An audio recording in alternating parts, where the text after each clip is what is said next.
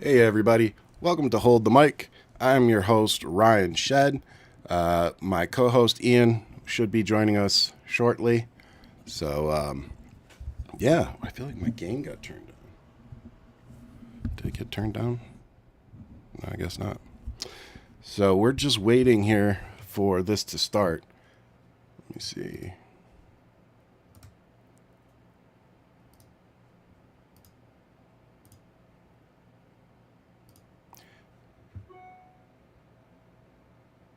So, oh, why isn't it starting yet? Yeah, I'm still getting the screen here.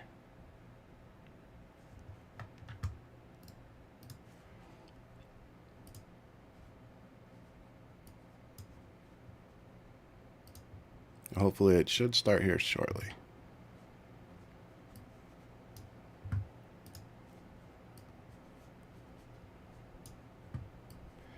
So, yeah, what a crazy day, huh? Donald Trump showed up to the black journalists, and yeah, I'd say they ate him for lunch. Honestly, it was pretty good. See, what I don't like about this is it says the webinar on here starts at 5 p.m.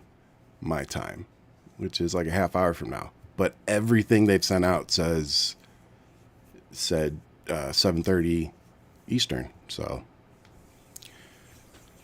yeah, but if this doesn't turn on soon, we'll go watch that.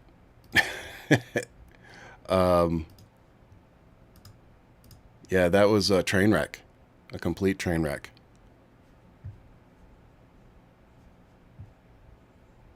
Yeah, because I actually have the video, so I'll put that up until they start this call. The best part was like he just started off horrible. And anchor of the Faulkner Focus Whoops, and co-host. gotta fix that. There we go.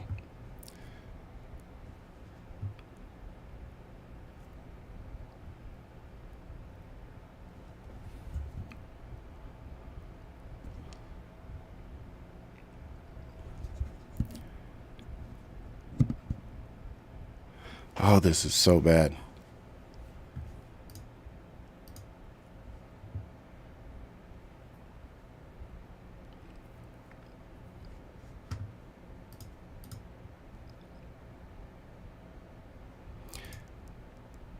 Yeah, he really did. It was crazy. He was touching her water bottle.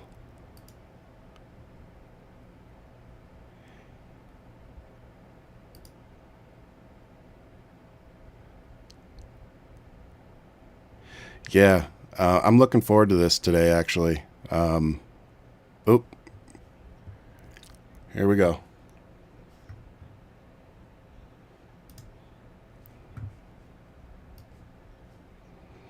Uh oh.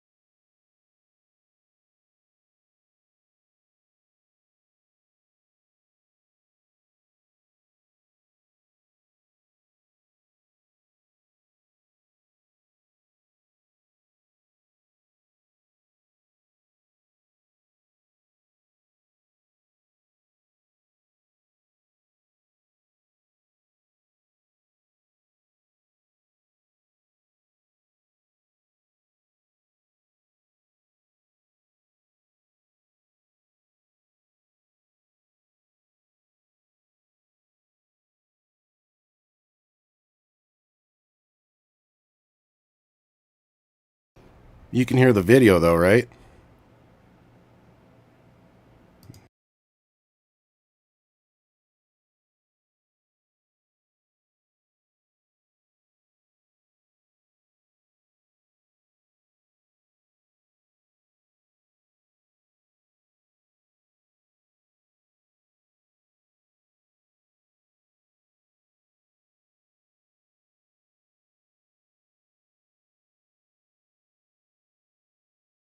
I'm sorry, guys. I'll try to fix it. Hang on.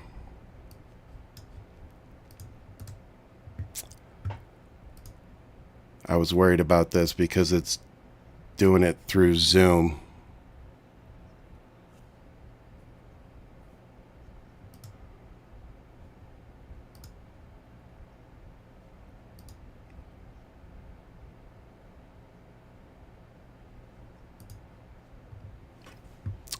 Oh, this sucks.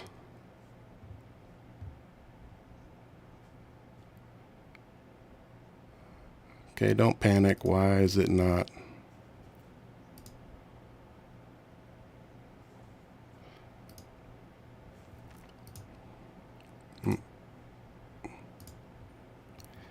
Hang on, let me try something else.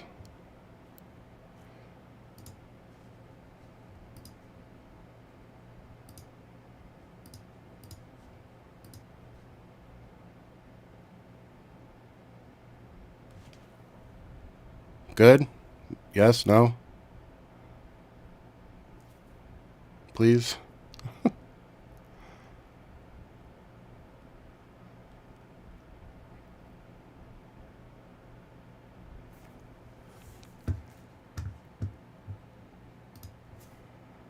Damn.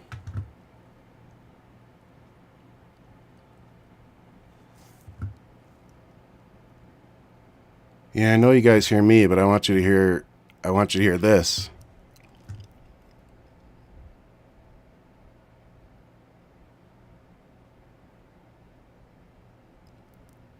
What the Come on, there's got to be a setting for this.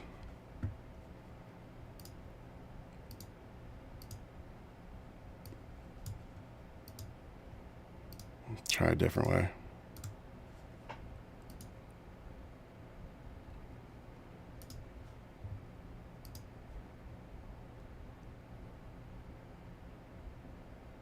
Just play it on the phone in the background.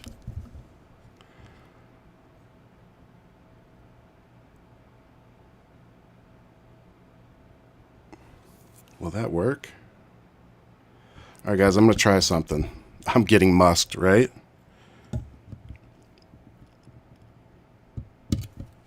All right, I'm going to try. I've never done this, so I'm really let me know instantly if it starts doing anything funky. Like if it starts echoing and...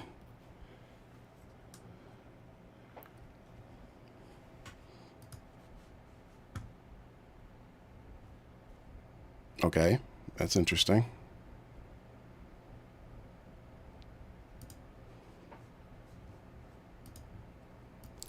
Wow. Like this has all never happened to me before. I feel like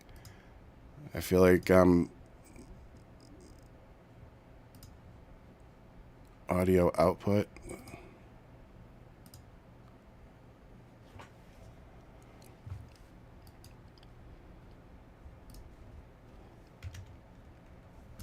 How is this happening?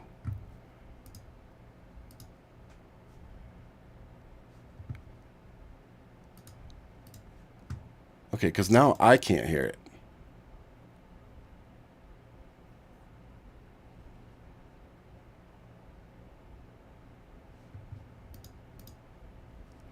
Audio settings. Yeti microphone. What George was talking about was the community and talking about his personal relationship. And I think our relationships, me going back to me talking about my grandboys and us talking about going forward, there was so many walls that were broke in California when Senator Padilla was elected to the U.S. Senate in California. And I think he's had a long relationship with the vice president. He has some personal remarks as well. So I want to kick it over to Senator Padilla. Boom! Okay, so now I should be able to.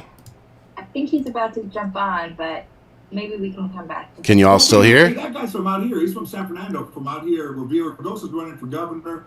Listen, also, I have to say, this is a big thing to raise, but also... How's the volume? El Mayo, one of the cartel leaders, was arrested with El Chapo's son, so don't go property shopping with any of Sweet. our couples, families. Thank you, everybody. Thanks for being patient. I'm so sorry about that. Well, I think speaking about dads, and I won't tie that into a Chapo, but I will talk Oh, about thank God we got dad's that working. office and our good friend, Okay, so I'm gonna mute Congressman so you guys can hear. I'll jump in when they're in between people.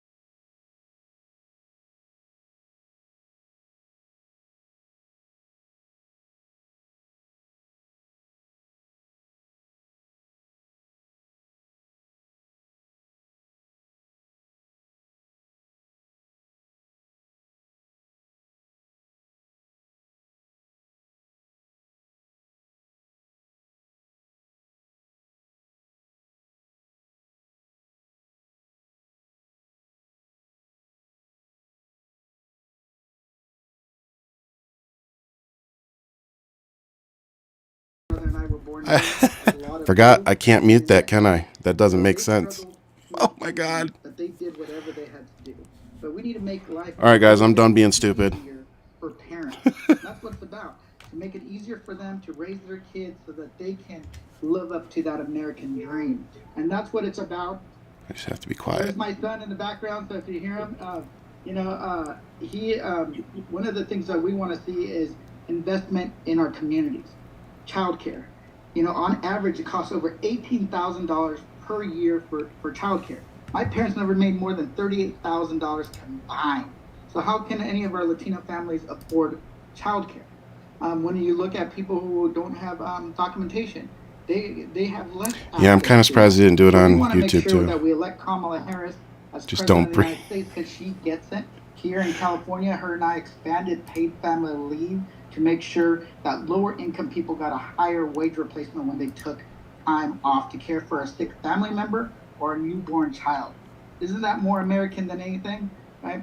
A lot of Republicans talk about family values, but they never really pass any legislation that actually values families. We do. When Trump had an opportunity to pass on tax cuts, he gave the largest tax cuts to the top 0.1% of this country. 60% of that $1.6 trillion tax cut went to the top 0.1%. Yes, sir. He made the corporate tax cuts permanent while he made expiration dates on any kind of individual tax cut. So that kind of shows where they value. And I want Latinos to understand that we're going to fight for policies that help our community, that help Latino men, that recognize that things need to get a little cheaper. Housing, affordable childcare, and make sure that you can do what you want to do with your life, but also have your children do better than the rest. So I want to just say to everybody who's here, thank you for joining. If you can give to the Kamala Harris campaign, give. I have a Dad's Caucus Zoom call with a bunch of dads from around the country, but I know some of you are dads fighting the good fight.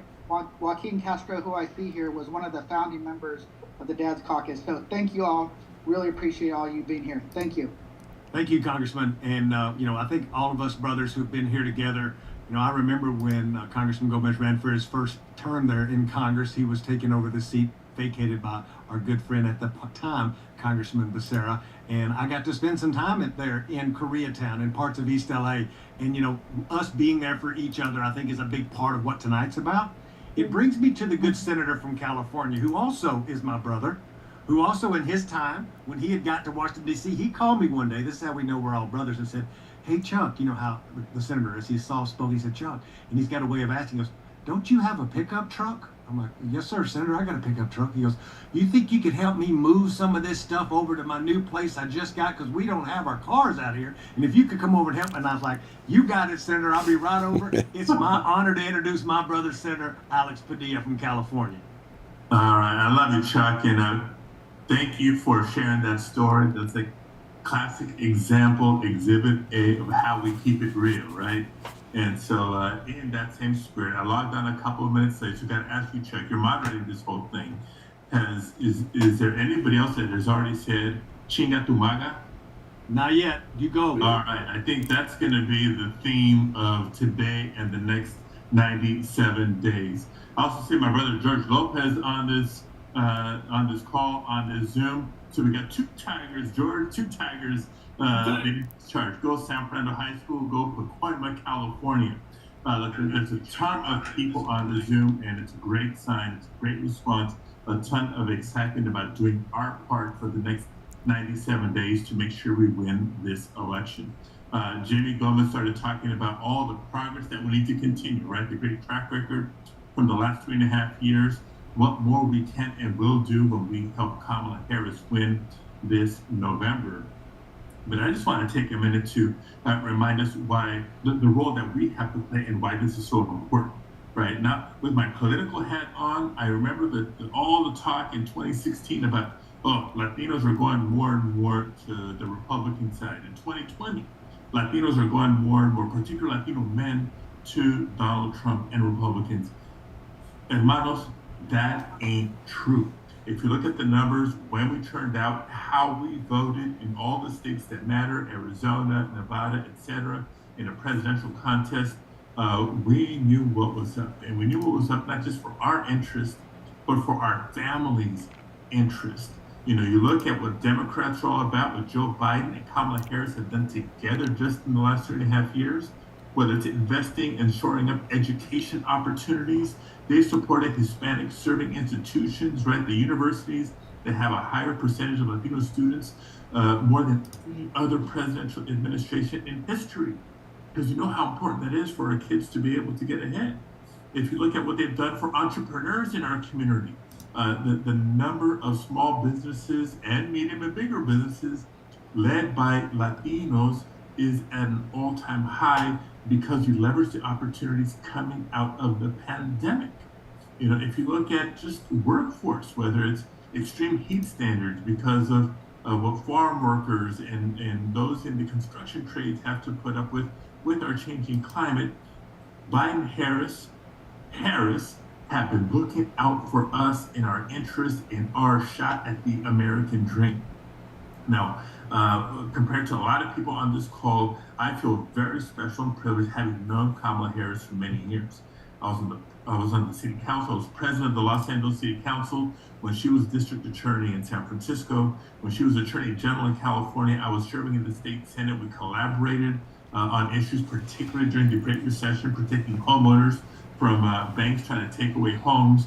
When she became a U.S. Senator for California and I was Secretary of State, we worked together to protect our fundamental right to vote because you know what Trump was trying to do. I don't know why there's no tally bar. Vice President, I filled her shoes in the U.S. They don't even have and I can tell you, she's got our back. They're not even promoting any donation buttons. Her back going forward. Last thing I'll mention, Chuck, is immigration's been talked about a lot. I've been getting questions from reporters. With Kamala Harris, we know that she's stood with Dreamers and the DREAM Act for many, many years. So she's somebody who knows us, who we can count on, and it's so important that we turn out our gente this November and make sure we get her across the finish line. So thank you, Chuck, and thank you for your truck. You're welcome. You can use my truck anytime you want to, brother. Look, thanks everybody again. I remind everybody you're on the Latino Men call here for Vice President Kamala Harris. Yeah. That's right, baby. And coming up next, I want to call on the campaign and get Kevin in here because Kevin's going to give some updates on how you can give and some things that are going on in the campaign. Yeah, I Kevin, agree. Are you there? I'm here, Chuck. Give us your update and tell us and tell everybody that's listening how they can donate and how they can get involved. Well, here we go. All right, guys. Thanks for having me. Hello from Wilmington. 30330. The OG text. You got to send Latinos to 30330. 30330. Here we've got ways to sign up to volunteer, ways to make calls, ways to raise money for the campaign. What we know, this is going to be close. It's going to be close, and it's going to be close in a couple of states. So anything you can do, whether it's making a few calls, talking to your friends and family, and donating, that's going to go very far. We're about to announce our first numbers tomorrow morning. Let me tell you, there's a huge amount of enthusiasm for this campaign. That's all I got, Yeah. Chuck. Oh, that's awesome. So I'm going to recap that. That means you can text Latino to 30330. And for all of you dyslexic Mexicans out there like me, I'm going to say it slower. 30330. Text Latino, you'll get some information back from the campaign. Next, we're going to leave these politicians over to the side and go to a sports figure. You may know him as Agon. He has had a great career in professional baseball. He has always represented our community. And as somebody who loves to watch baseball, who has a partial season tickets at the Nationals, grew up playing baseball, it's my honor to introduce Adrian Gonzalez to have a few words. Adrian? Thank you for having me on. Thank you. This is such a pleasure. For me personally, I want to bring up 2 points that are very important to me. For me, as a Latino man, when I think about the person that I want running this country, in charge of this country, that person for me needs to be truthful, needs to say the truth, needs to be honest, and needs to have integrity. And I feel like those are 3 great qualities that Kamala Harris has. That would be a great leader for us in this country. We all know that, the other guy that has none of those qualities. So for me, first and foremost, that is very, very important for somebody that I want, in charge of this country that I live in. And my second point that is very important that has been touched on is I have 2 girls.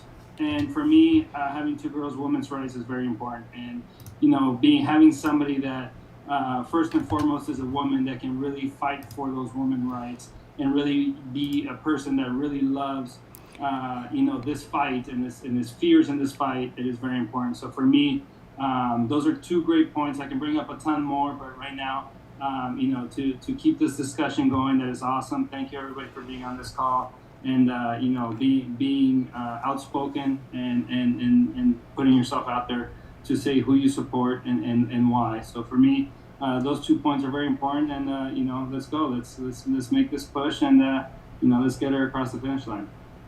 Thank you, Mr. Gonzalez. Thank you for everything that you've done. Thanks for letting your voice be heard. And I think that it's important that we hear from all of these different voices, because there's going to be so much chatter out there about Latino men, how Latino men are performing and how they're voting, the importance of our gente wherever they're located at, talking about the family, talking about family values. I think this is a big part of it, and I think that with the Dad's Caucus and what Congressman Gomez said a while ago was a good lead into that. And I mentioned his name because the congressman took his place in Congress. And I want to bring my good friend in, Brother Becerra, probably joining me from who knows where. It could be D.C., it could be L.A. He's on the road so much. But Javier Becerra has been a friend of mine. He's been a friend of our community. He's been a friend of the vice president's. And he has been amazing at all things he's done. And I'll say this, as a kid who came to this town 15 years ago to try to start a Latino-owned political consulting firm, there was hardly any in D.C. at the time. Javier pulled me to the side. He always gave me good advice.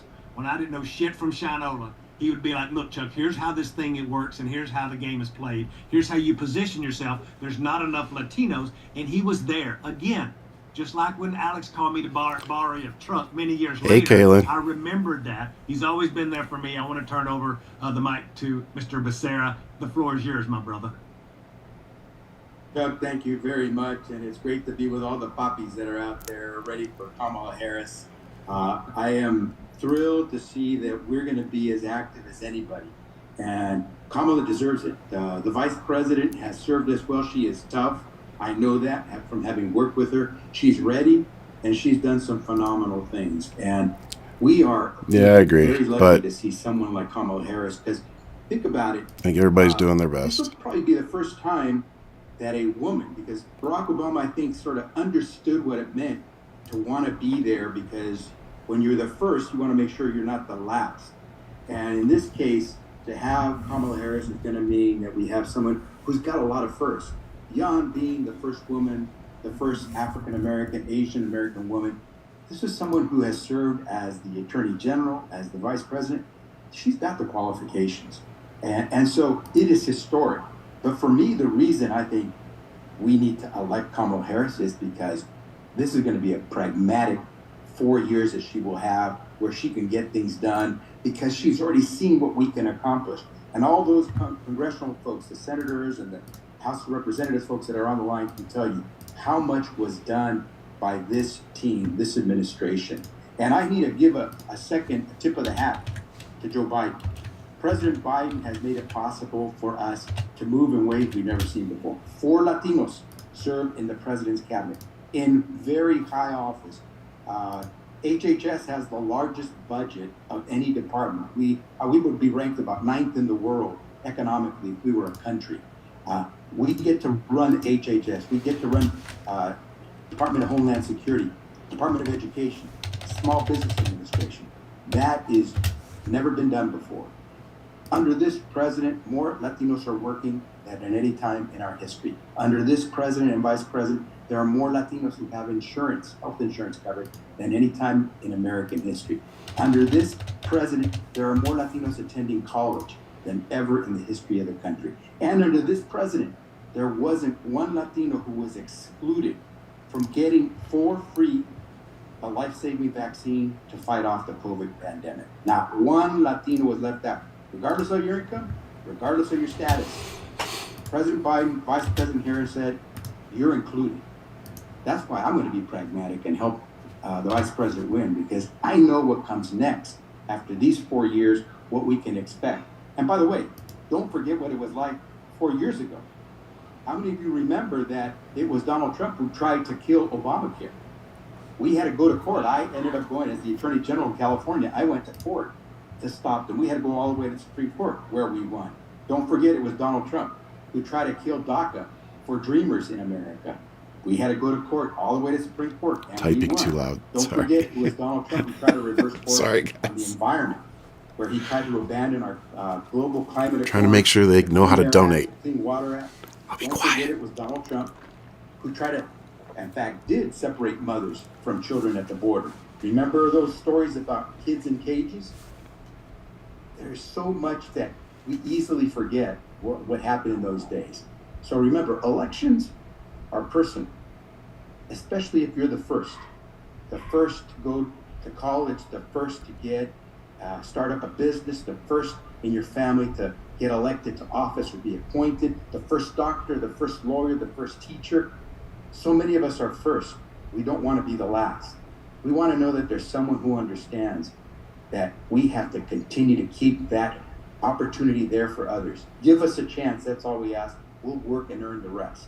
And that's all we're asking. So let's be historic, but let's be pragmatic. Let's make sure we continue to give our families a chance. That's why we need to give to Kamala Harris. That's why you should donate before you leave this call. And that's why we will win this election in November with your support. So I'm thrilled to be one of the poppies that's going to be working side by side with all of you. Thanks, Chuck.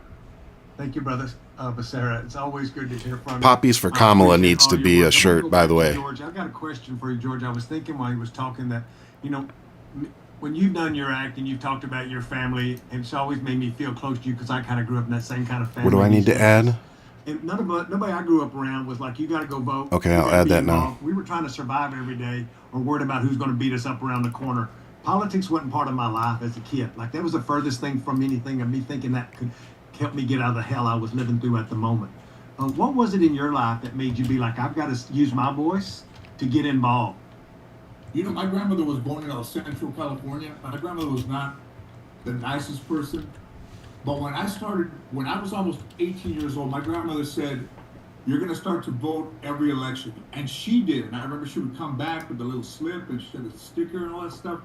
And unfortunately, in all of that time, I never really got a straight answer of why. But my grandmother, her family was from Mexico. They came here.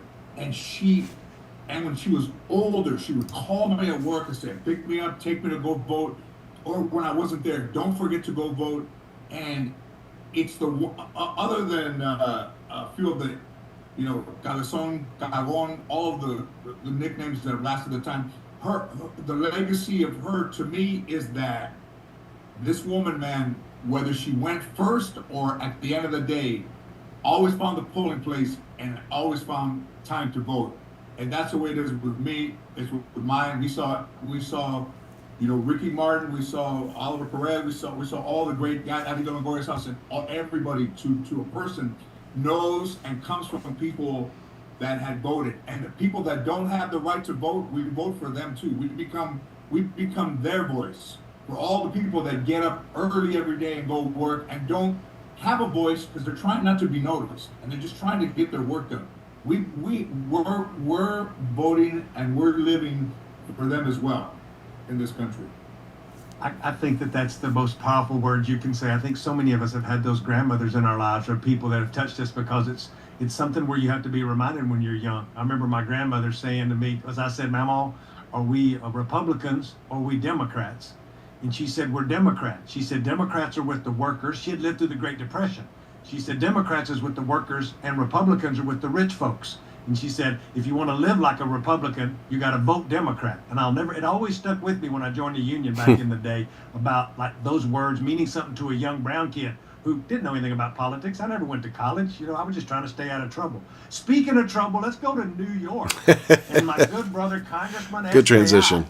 who has been a good friend of mine, a friend of the community, who represents parts of the city of New York. And actually, we got connected way back in the day when he very first ran for Congress, because I ran an independent expenditure for a great organization called Latino Victory back in the day with my brother Henry Munoz, who we're going to hear from here in just a little bit, in that very first special election in that district. But Congressman Espaillat, give us some of your wisdom today. Thank you, Chuck. Thank you for letting us share a little bit of the East Coast with you. Vice President Harris said yesterday, when we work, we win. And we Latinos know about work. And yes, she's raised over $200 million from people across the country. 66% have been first-time donors. But the important thing is that she's also got 260,000 volunteers signed up, because it's really about the people. Hundreds of thousands of people have rushed to support her. And tonight is our turn, Latinos, right? Los meros, the majimbes, right? The papis. It's our turn to step up. And the momentum is growing. And just yesterday she was in Atlanta. She drew 10,000 people.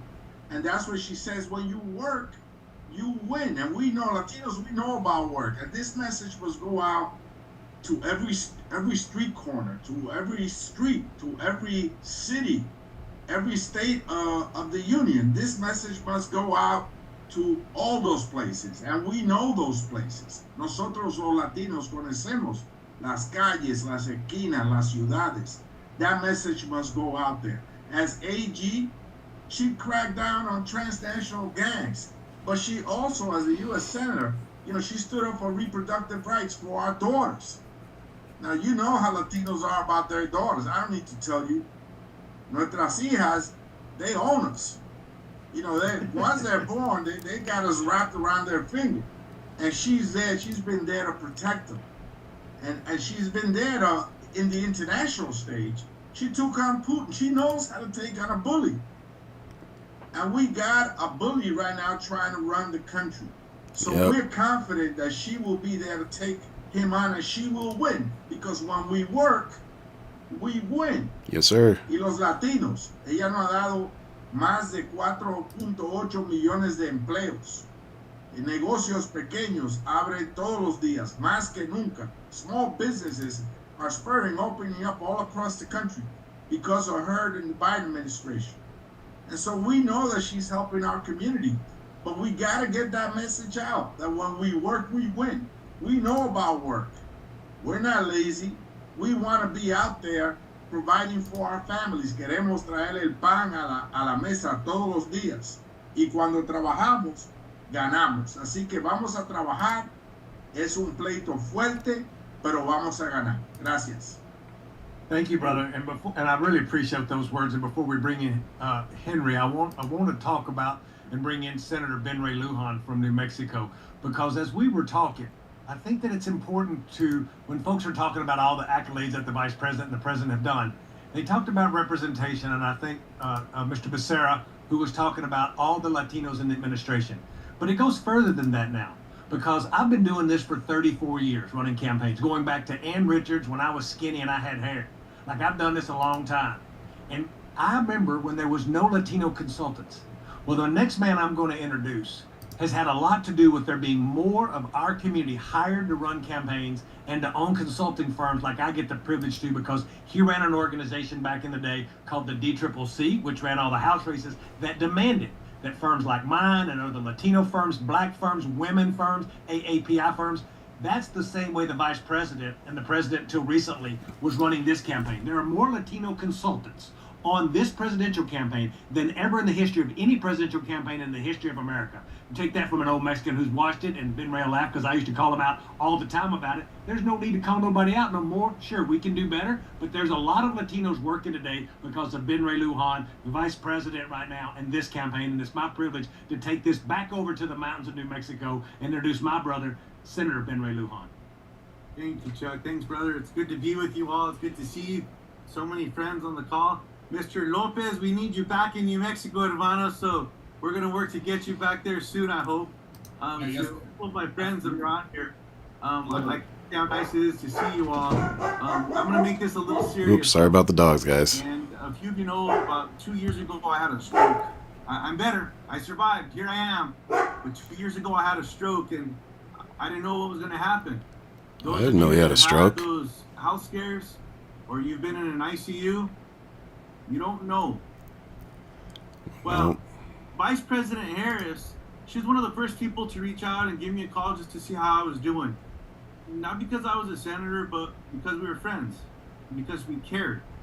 Mr. Gonzalez talked about her character and her caring about people and fighting for people. Now, the other person running for president, Donald Trump, he's been clear in his campaign promises saying he wants to peel back the Affordable Care Act.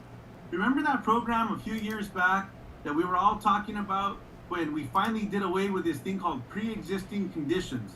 And if you don't remember what they are, let me tell you what they are. I have a stroke now, so I have a pre-existing condition that if this Affordable Care Act goes away, I'm going to have to go find insurance, but they're not going to cover anything with my brain, with my injury, with the stroke, with the cardiovascular. If any of you have been rear-ended and you hurt your back or you hurt your head, you have a pre-existing condition. Brothers and sisters that have been diagnosed and have fought cancer and survived, they have pre-existing conditions. If the Affordable Care Act goes away, as Donald Trump has said he wants to do, and the Republicans have drafted this thing called the 2025 plan, 30% of Latinos will be uninsured. 3 in 10 on this call. Think about the magnitude of what that means to you and to your families. Vice President Harris not only wants to defend and expand opportunities for us when it comes to healthcare, she cares about us, and she's going to fight. She's going to go to the mat. Es buena gente. She's good people. My mom says she has incredible character. My mom's a good judge of character. So to each and every one of you, please sign up to make the phone calls. Volunteer, knock on the doors, feel the energy. Make this personal. Whatever that fight is that you have deep inside of you, share it with others. Don't be quiet these days. We've got 100 days to close this deal to make sure that we're on the right path in America, everyone. So thanks for having me. I look forward to seeing you all across the country. We look forward to welcoming you in New Mexico. You come and visit us, but we'll see you soon. Let's get President Kamala Harris, well, Vice President Kamala Harris elected to be President of the United States, everybody. Let's get it done. Yes, sir. Thank you, brother. Always bring it. I have a fire, pre-existing always. condition too. It's My called privilege Lynch to syndrome, turn it so over to the money part of this. And that's when I also talk about pretty money, I important to think me about Henry personally. Munoz, because Henry Munoz not only was the finance chair, and I'm not reading from notes, I just know this, is that he's not only the best dressed Mexican I have ever seen, he's also knows where all the money is buried.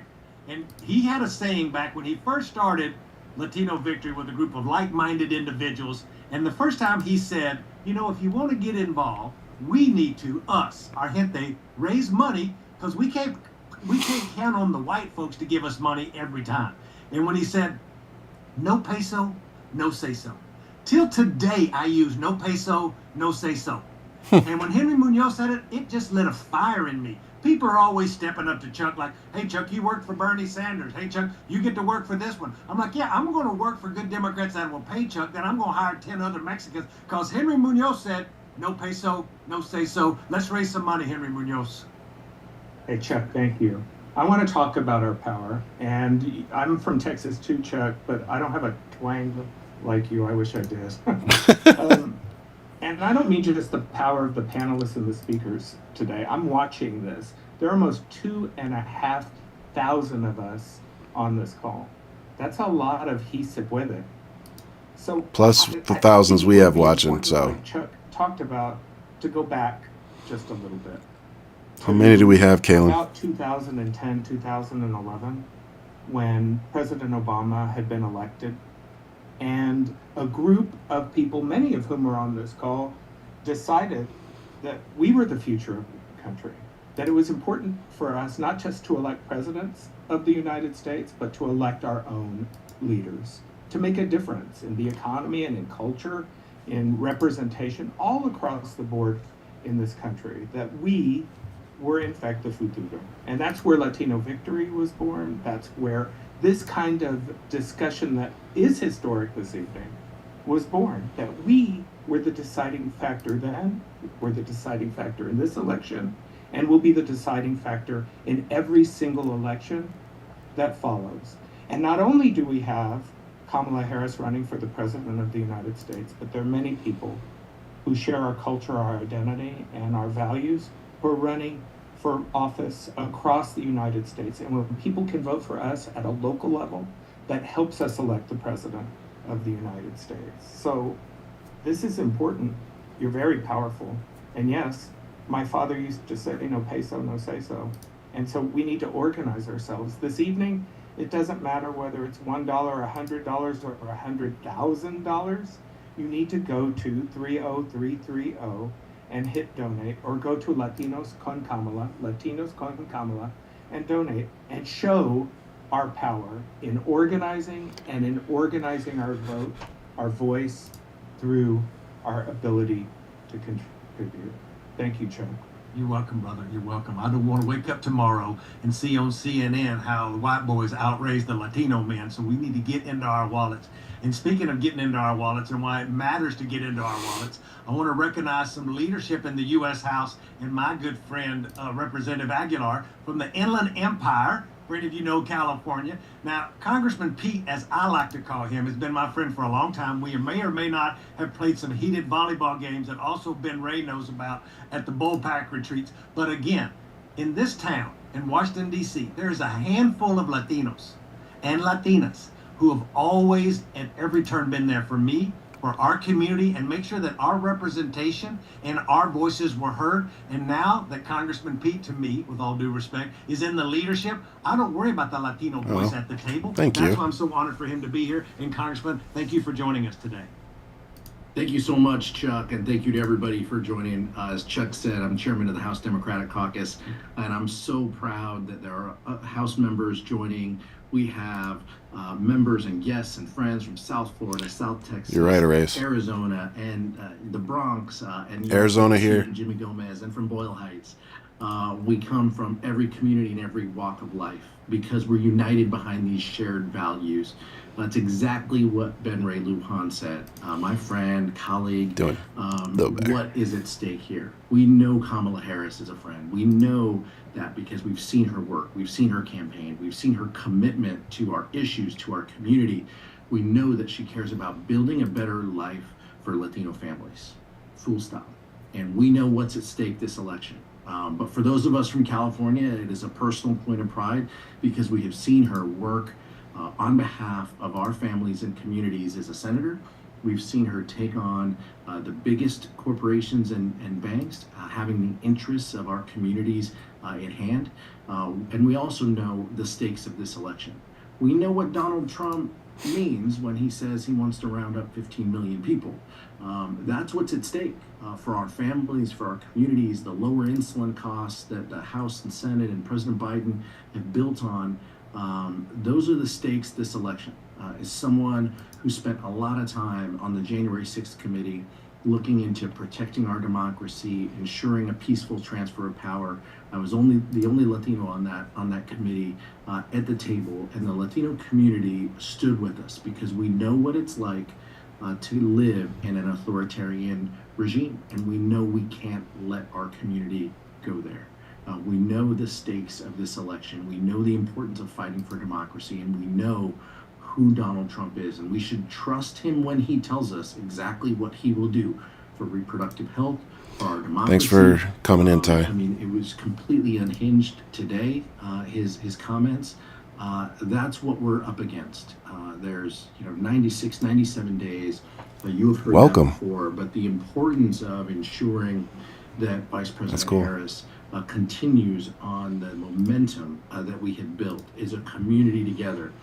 Today is the last day of the month, and these presidential campaigns, they report contributions by month. The importance of contributing today, not tomorrow, not next week. The importance of contributing today means that your dollars will count in this month, in this time period, where we are trying to show the momentum to win this election. That's what's at stake, folks. And I appreciate so many leaders in our community joining, some of my colleagues in elective service and in public service. To George Lopez, we were in a living room in LA a couple months ago with the vice president, and to see her commitment to us is deeply meaningful and so incredibly important. The stakes cannot be any bigger. Let's make sure that we are mobilizing our communities. We're knocking on doors.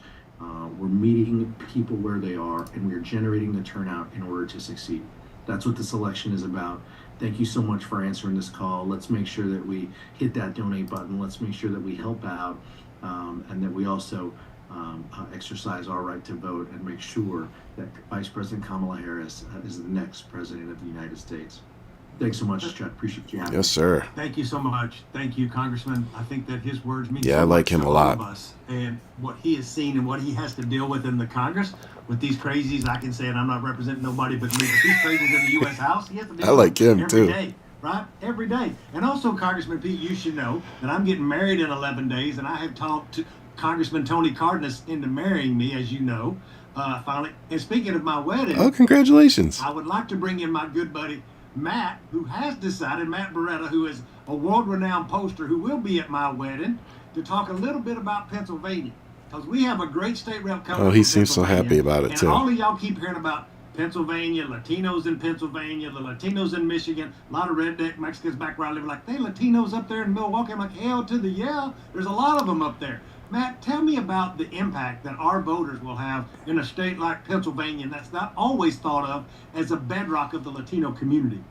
Hey, you got it, Chuck, and looking forward to your exciting wedding here in a few days. And also, I think you just broke the news. I wasn't clear you said that Tony Cardenas is marrying you. I wasn't sure if maybe he swapped something out with Ebony or not. He's officiating the wedding. I ain't married. Oh, he's already married, damn it. Okay, you said he was marrying you, and I thought maybe you were. That's East Texas, L.A. Go ahead. Pennsylvania is absolutely one of our most important Latino battleground states. Let me give you just a couple of data points, and then I'll turn it back over, and hopefully we'll hear from our esteemed colleague from Pennsylvania. There are currently over 620,000 Latino citizen adults in Pennsylvania. That's almost one entire congressional district. 620,000, 18 years old, and citizen eligible to vote. And we know right now we have about half of those. About 320,000 are already registered. So the first thing we got to do is keep registering our gente in Pennsylvania, okay? But we have such an enormous impact there. It's not just Arizona and Nevada, but Pennsylvania is one of the biggest Latino battleground states that we have, and it is a very diverse state. There is a huge Puerto Rican population in Pennsylvania, primarily in Philadelphia, and a huge Dominican population, also in Philadelphia, but also coming from New York and coming over and growing that community. So a very Caribbean population in Pennsylvania. You have to understand it. It's different. It's not Arizona. You need a different message. You need different messengers. And it's one of the states that I think is going to be the most important because from an electoral standpoint, from getting to 270, if we can hold Pennsylvania, it's almost impossible for the rest of the map to go for Trump. Okay, almost impossible. We could lose Pennsylvania and we'll still be okay. We got to make sure we got Georgia. We got to make sure we got Nevada. We got to make sure we got Arizona. But if we can secure Pennsylvania and those 600,000 Latino eligible voters, we'll be in very, very good shape. So I'm excited about Pennsylvania. I'm excited about hearing about Pennsylvania, doing a lot of work there. And we're going to continue making sure that Latinos and Latino men, in particular in Pennsylvania and in Philly, are there for soon-to-be President Harris. So that's all I got for now. See Thank you, Chuck Matt. at the nuptials, and happy to answer any other data questions. I know people just love data questions on these calls, so you come back to me anytime. Or hit him up on the Twitters, on the Facebooks, anywhere out there on the internet. Matt will answer your question. And if my fiance Ebony Payne is listening, I want to make sure she knows I'm marrying her and not Congressman Cardenas. I also want to bring in Rep. Burgos from Pennsylvania. Now, Brother Burgos, you may not know this, but again, I've lived in Pennsylvania for 13 years. I was the political director of the Steelworkers Union. And my son, Charles Rocha, who is one of these Latinos that still lives in Pennsylvania with the twin Rocha boys, is a union steam fitter in North Pittsburgh. So he is one of the many Latinos that live there. Can you give us more insights on the other Latinos that live there and the importance of the vote in your home state, brother? Not that I've seen yet. I'll see if they're posting one. On this call, especially my Congressman Espaillat from New York, from the great city of the Bronx, New York City. In Pennsylvania, Latinos made sure that we did not lose 2 congressional seats. And had we had a good, honest count, with given the right amount of time, which by the way, President Trump stopped a whole full 30 days, we could have possibly saved another congressional seat, meaning that Pennsylvania would receive the funds that they needed based off of the census. The Latino community has grown exponentially throughout Pennsylvania, not just the city of Philadelphia, but the great 222 corridor, where we have Reading, Allentown, Bethlehem, York, Lancaster, and several other cities where Latinos have grown exponentially, coming from New York, Connecticut, the New England states, but most importantly, we are saved Pennsylvania from losing 2 congressional seats. We were able to keep an extra one. We were able to keep 1 out of 2 that we were supposed to lose. But we are not appreciated here. There's certain things that continue to happen. And thanks to Governor Shapiro, now things are starting to turn. Well, he might get plugged away, as you all know and hear on the papers. God willing, he will. But we need to continue. We are continuing to fight, and we are going to vote. When we're not trending Republican, that's it's the unique force that if you say a lie many times over, it will become the truth. It's not the truth.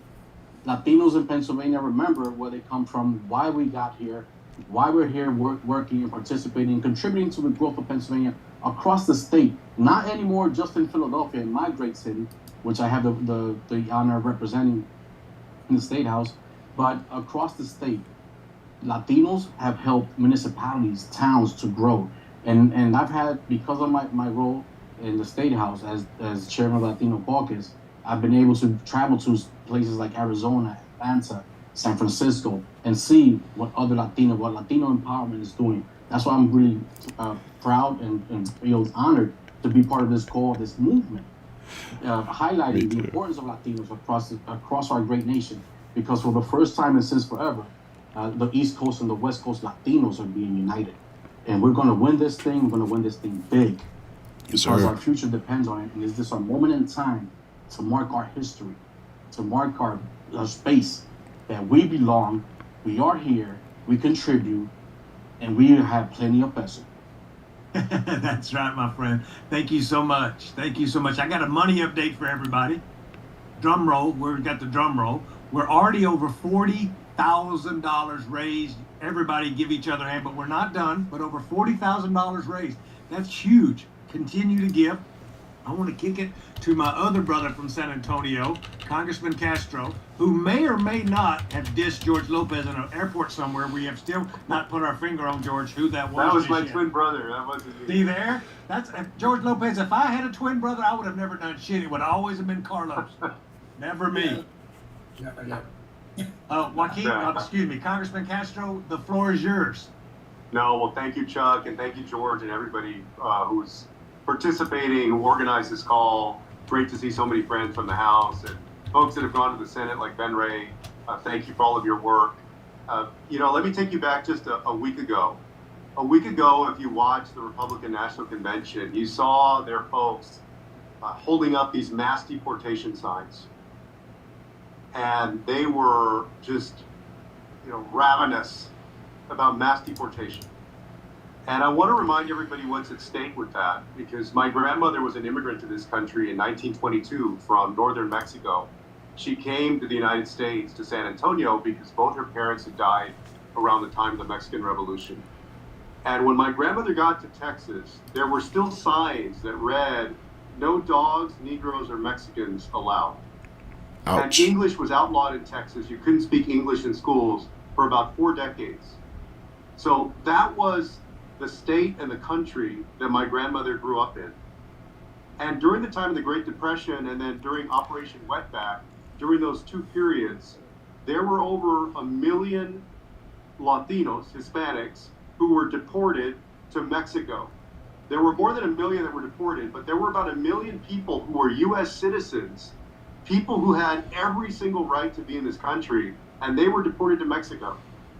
And that's what Donald Trump, that is the past that he's talking about taking us back to. That's what Project 2025 is about for the Latino community. And that's what's at stake for us, is Donald Trump taking us back to the past, or Kamala Harris, who's going to move us into the future, who's going to make sure that our community is respected. Y'all know, I grew up on the west side of San Antonio. It would be like growing up in East Los Angeles or in Pilsen in Chicago, even though we know each of the communities is different in its own way. But we have a lot of hardworking, humble people who actually don't ask a lot for government. Many of whom keep their head down, work hard every day. My family didn't have a car until I was about 14, so we would take the bus to school and to work, and then my parents would come back home late at night, like a lot of other people in the neighborhood. So humble, hardworking people who are fundamental to this country, and we need a president who's going to respect that and make sure that we do right by people on education, on healthcare, on immigration, on jobs. And then one other point that I think Ben Ray, he mentioned his stroke a few years ago and told about the cost of healthcare. Many of y'all know that a few years ago I was diagnosed with neuroendocrine cancer. And last year I had major surgery at MD Anderson in Houston. And of course I have insurance, even though when I was growing up at times we didn't have insurance. Even as an adult, there were times I didn't have insurance. There were times where my family members didn't have insurance. But there is a drug that I have to take every month called lanreotide. And one month early on, I saw the bill for this drug. And the list price of that drug was $24,000 a month, $24,000 per injection. And the insurance company negotiates down with the provider and pays them, something like $16,000 or $17,000 a month. But for people without insurance, you can imagine there are so many folks in our community, Latinos and others, who are going without the treatment they need for cancer, for diabetes, after a stroke, for sickle cell, for all of these ailments.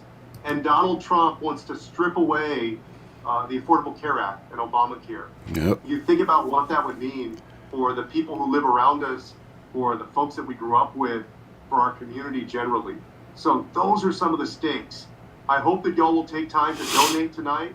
I'm going to make my donation. And also for everybody on the call, this is a sprint at this point. We've got 90-something days left. 90. Please make every call you can to every 97 friend and days? family member and ask them to go vote. Knock on every door you can. Contribute every dollar you can.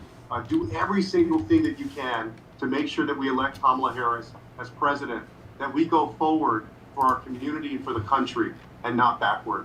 Thank y'all so much again for being on here. Thank you, Congressman. That means a lot. And thank you for sharing your stories with us. I think the solidarity of the brotherhood of this crew and men all around the country, hear what we're saying. And each one of us have had a different story of the impact of public policy on us. I want to bring George Lopez back in here for a cold question and ask him something, because George, you've been a leader in a way that folks like me who own a minority-owned business in a white business. So there's not very many Mexicans or Latinos that own their own companies in Washington, just like there wasn't very many Latino comics or Latinos in Hollywood or Latinos on TV. But I remember growing up watching your TV show, watching how you were fighting for representation in Hollywood. Can you talk to folks about the importance of representation in politics, just like in Hollywood?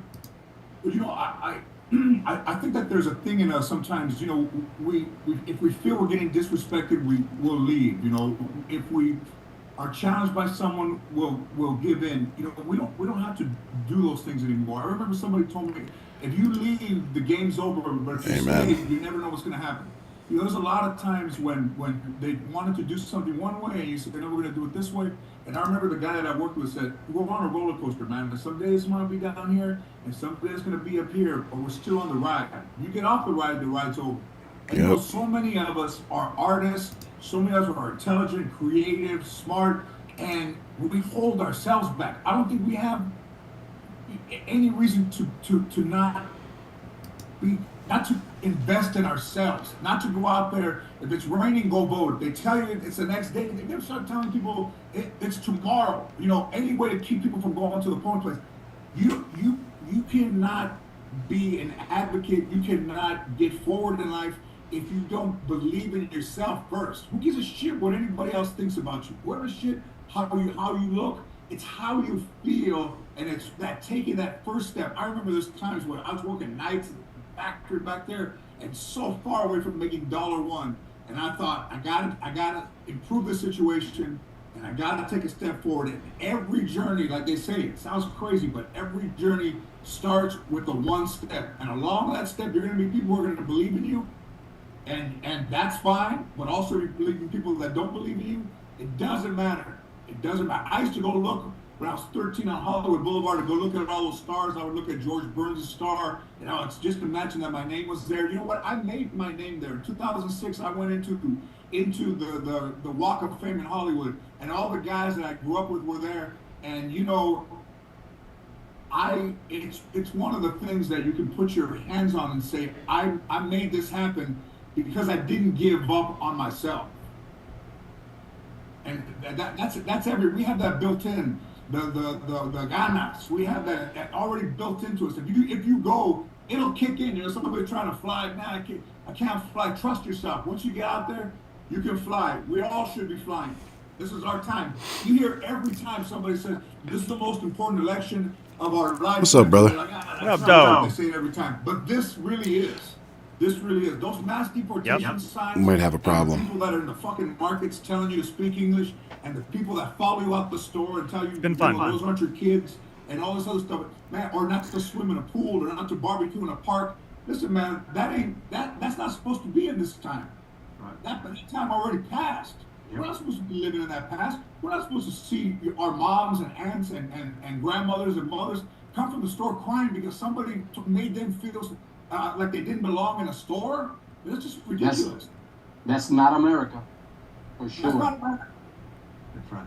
Thank you, George. I appreciate it. I think that's important. And I want to bring it back to, if you're on this call tonight and you're living paycheck to paycheck, you don't have $5 to give. That's fine. Sign up and come show up at one of the offices. Walk a neighborhood. Make some phone calls. Every little bit helps. You don't have to write a check. You can give us a volunteer hour. You can give us 2 volunteer hours. That's the first step of getting it. Just like George said, stay on the ride. Stay on the ride. Like if you to look back at my life and George Lopez's life and a lot of our lives, 25, 30 years ago, we wouldn't be here today if we hadn't gotten off the ride. We stayed on the ride. We've got to stay on the ride. There's a good way to close out tonight. I want to hear from the coalition director, Oscar Silva, who's going to give us some great updates on how folks can get involved, what's going on in the campaign, all public information again, and how we can be more involved. But I want to kick it over to my brother, Oscar. Hey, thank you so much, Chuck. I really appreciate it. Thank you so much, everybody who's hopped on. Híjole, está que arde. The chat, the comments, the conversation. Muchísimas gracias. Buenas tardes, buenas noches, maybe, depending on where you are. My name is Oscar Silva. I'm the National Coalitions Director for the Harris for President campaign. And it's just so inspiring. De verdad que estoy que no me cabe la emoción de ver a familia aquí comentando, la emoción que está pasando. I just want to say that it's such an exciting time, that this is such a beautiful moment we're living in. This is a moment of hope. It's a moment of opportunity and optimism. But I think most importantly, as we see it in the campaign and as we see it on every single one of these calls, it's a moment of power. And it's based and because of this incredible can-do attitude that we're seeing precisely on calls like this one today. And it's no secret. It's no secret that we're inspired. But I do want to take a moment to remind us that although inspiration certainly is a huge, huge part of this, and we should continue to be inspired, inspiration alone is not what's going to take us through, and it's not what's going to see us through the end of what we're hoping for. It's going to be dedication, it's going to be commitment, devotion, it's going to be understanding both what can be accomplished and what each of us and our roles are in accomplishing that. So, just want to take a beat here, take a quick moment, Chuck, and everybody who's on the call. And I just want you to sit back and reflect a little bit on yourself, on who you are. I myself, I'm the child of immigrant parents. I was born in El Paso, Texas. I was raised for the first few years of my life in Ciudad Juárez, Chihuahua. Mi abuelito Martín, my grandpa, he was a bracero. No sé cuántos conozcan el programa Bracero, but he was a bracero back in the day. And through his hard work and through his sacrifices, my family's journey to become a part of the fabric of the United States began. First through green cards, la residencia, and eventually through citizenship with my generation. We're the first generation of my family born in this country. And I just remember one time sitting in the back of a world history of economics class during my undergrad over at in a small town of Waco, Texas, in Baylor University. And the professor was teaching, and to be honest, I was dozing off. Yo trabajaba temprano. I had a job from 3:30 in the morning to 8:30 in the morning, and right after that I went straight to that 9 a.m. class. So I was tired, I was dozing off. But I remember hearing the professor ask if anybody knew what the Bracero program had been. And I raised my hand before I could even catch myself. And y'all, the stare I got from every pair of eyes in that class will be just something I'll never forget. It's like they saw a ghost or a dinosaur or something, but I just remember being really proud of where my journey began, being proud of having mi abuelito Martín and how he got us started.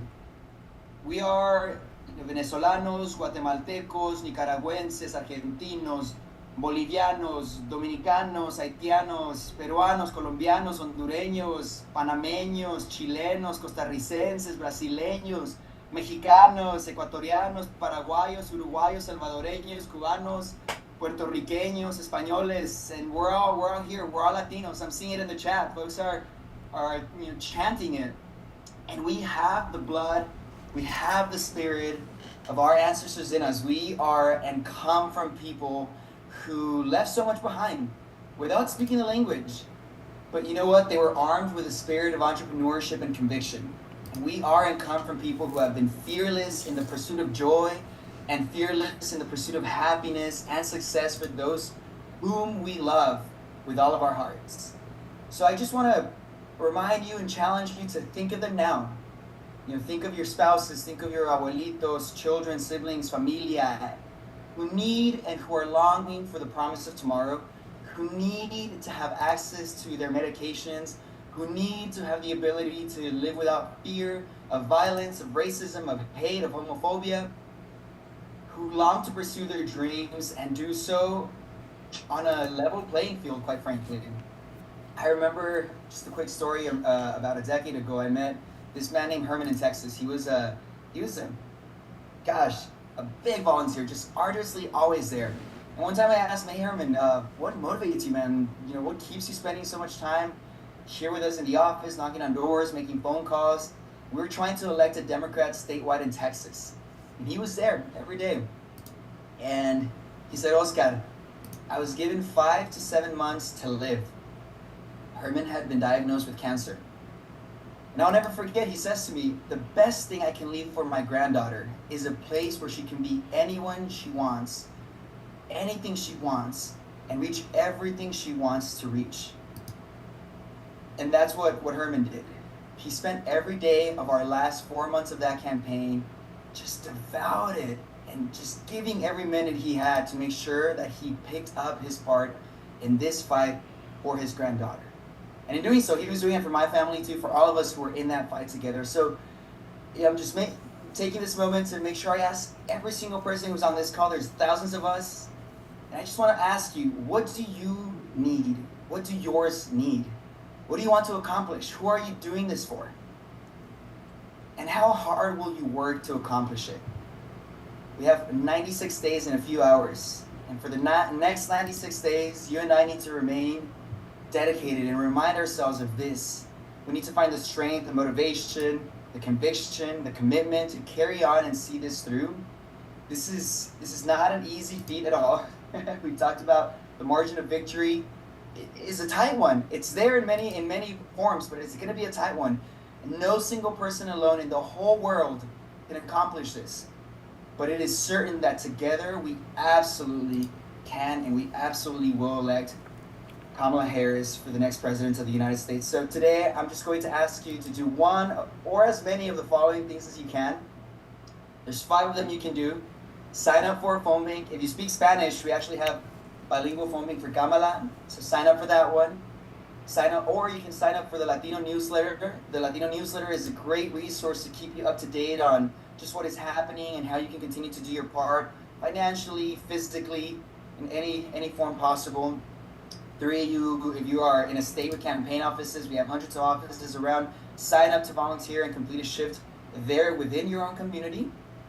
The chances are that you're in a battleground state and therefore so important. And just as important as all of this, I know it's been mentioned over and over, I love how it's been mentioned here, make a donation in any amount. I saw people commenting in the chat how, they're making donations of any amount. Somebody said, I made $10, that's all I could, and I'm embarrassed seeing all these numbers being thrown. No. Any donation is so crucial to our success. Make that donation so that this campaign will not lose steam, that we can reach every single vote we need to win this election and for us to win at the presidency for Kamala Harris and for all of us. And another way that you can make sure to never skip a beat and never miss an opportunity to do something for this effort, text Latinos to 30330 and you'll stay aware. So I hope we can all understand that we all have a lift in this race. We all have a role to play, and we have a number of ways to do that. Thank you so much for showing up tonight. Thank you so much for carrying your lift. I really appreciate it. The campaign appreciates it. Y pues juntos hasta la victoria. Thank you so much, Chuck. You got it. And thanks everybody for being on tonight. A quick update. You can continue to give. We've had over 735 Latino men give. And the average donation is just under $10. We've almost raised $70,000 tonight. Everybody give each other a round of applause. What an amazing night. Gracias, mi gente. Very cool. Thank you, everybody. Gracias, everybody. Thank you, everybody, for being on. Mil gracias. Y se puede. Okay, so if you guys are here and you want to stick around,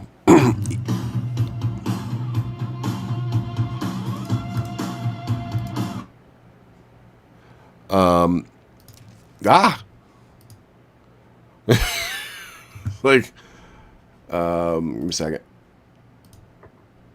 I was told don't call me late for dinner, man. So if you're in the comments, tell me. I want to make sure there's no like reverb or anything like that. Although I would really prefer to be able to play it. I'm thinking it was because it was a Zoom, and for some reason Zoom just wouldn't play the audio. I don't know. Can you hear me? I can hear you. I got to reset everything, but I want to, like I said, would much rather it play through the actual computer than this. So. Well, Colin said you sound fine. Well, I mean, I am fine. COVID makes you sexy, baby. You make COVID. Yeah, I mean, yeah. Nose is still a little. Yeah, I mean, here's the thing. All these things have different organizers. So, clearly the white dudes for Kamala was organized differently, had a much longer list of people that were speaking. So, 400 years of a budget. Yes, for real. So, all these are going to be different. But what's important is that we at least what I think is important is to use our platform here and broadcast as many of them as possible. Because like some people were saying in the comments, and I totally agree, these Zoom calls give us a really good insight into, what other people are thinking, what other communities are thinking. If you didn't notice, we're a white and black guy. So, but we're still here listening and supporting, the Latino community, because all the communities matter, and I want everybody to feel included. I want every community to feel included. Does all lives matter our money right now for behind Kamala? Did I? Bro, I mean, I don't. We are the coalition, all right, of trying to build better change. My man said all lives matter when donating. Well, I mean, I just mean I like. I really like seeing, you know, outside of my little bubble, what everybody thinks, and seeing the excitement, seeing how many people are showing up, you know, seeing the caliber of people that are showing up for Kamala Harris. Absolutely. Is just, it's very eye-opening. It's giving me a lot more hope than I've had in a long time. It's 100%. Energized me to be on here doing these things, to with COVID, look doing at you. my part. Look at Exactly. you. So, you Killing know, it. luckily I can just lock myself in the office and not get anybody else sick. So it works well. But yeah, so let me see if we can play this, because like I said, I would much rather. But shout out to 70,000 raised. Yep, by, 70,000 Ben. raised in an hour. That's not bad. Nope. And that's another thing to keep in mind. We were on that White Dudes for Kamala call for over 3 hours. Yeah. Like, by the end of it, I was seriously going, is this going to be done soon? Like, so, you know, sometimes they can feel like they're not long enough, and sometimes they can feel like they're a little overtime. But 70,000 raised by Latinos for Kamala, and I love their saying poppies for Kamala. I love that. They need to put that on a shirt immediately. Yeah. And yeah, man, like I said, I'm just loving it. I know you kind of popped in at the end there, so you didn't get to hear all the speakers, but I was watching. I had you guys on the background at home, and I even sent you a picture of a little man. Can you hear that? Can you hear me? I hear you. Can you hear? Oh, I'm not sure. I hope I shared the video. Oh, sorry, I'm trying to get this up. Why is it not?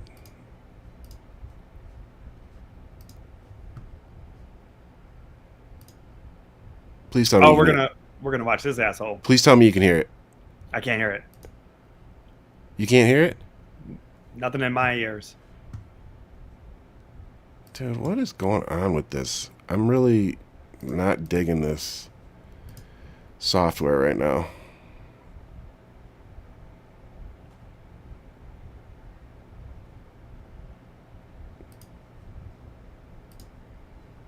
Vice President Kamala Harris. I can hear that. Can you hear that? No. As journalists, we use our See? both to inform our I hear reporters, this. but also to help voters understand the choices All right. they face in a consequential and historic election. Oh, I guess I'll have to leave these on, right? Has partnered with PolitiFact to fact check this conversation in real time. You can access that feed on social media. Yeah, this restream software is sucking. I think something's off today. I don't know what's going on because I've never had this problem. We have a lot to get to, and we do not want to waste any So time. we let people Let's know. bring out the former president of the United States. I hear a delay on myself. Former president That's the problem. We do it this way. You can't Hold on. have your mic on. Now, can you hear me? Now, can you hear me? See, I don't like this. No. No. Yeah, don't do that.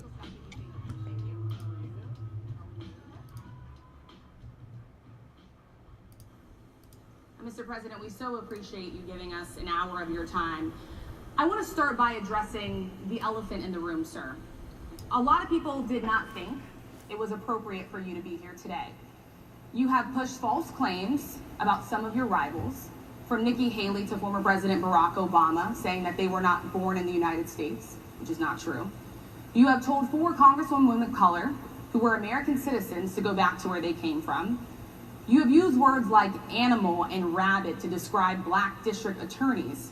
You've attacked black journalists, calling them a loser, saying the questions that they ask are, quote, stupid and racist. You've had dinner with a white supremacist at your Mar-a-Lago resort. So my question, sir, now that you are asking black supporters to vote for you, why should black voters trust you after you have used language like that? Well, first of all, I don't think I've ever been asked a question so in such a horrible manner. First question. You don't even say, hello, how are you? Are you with ABC? Because I think they're a fake news network, a terrible network.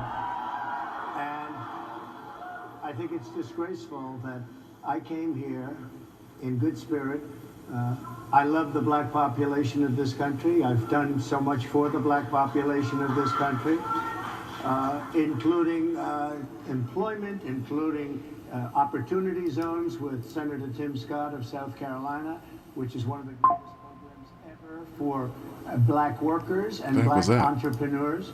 I've done so much, and and I say this, historically black colleges and universities were out of money, they were stone cold broke, and I saved them, and I gave them long-term financing, and nobody else was doing it.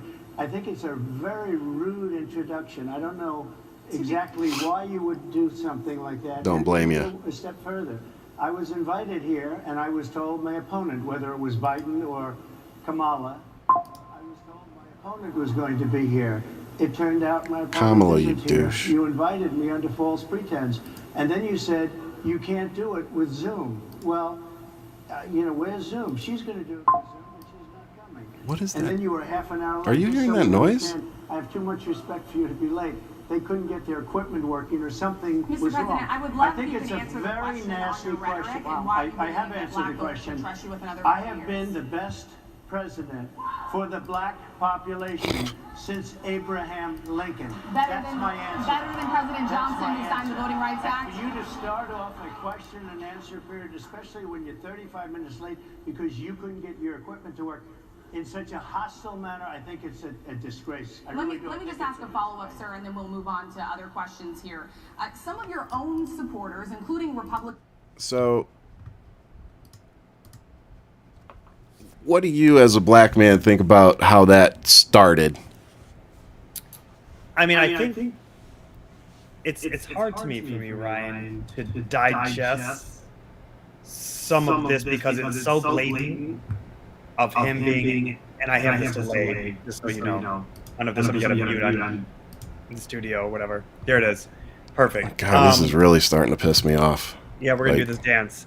But so this is better. So what I find really irritating is that not only is this his blatant age speaking, right, of just how he looks at and talks down to a woman of color, but it's also his misogyny just on blast right here, where she came in, she's like, I'm gonna hit you with some hard ass questions, and immediately he just flipped it on her. But this is the thing about when you're dealing with him, you can't expect anything but him to do the word salad and just vomit all this whatever nonsense. Like he's talking about how late she was, whatever the case was with their equipment, and you already know he's on the defense now. So it's like anything from this point on, they need to bring it, whatever that is. Bring your receipts, and leave all the feelings on the sidelines and just bring receipts, because this is it. He's a con man. He is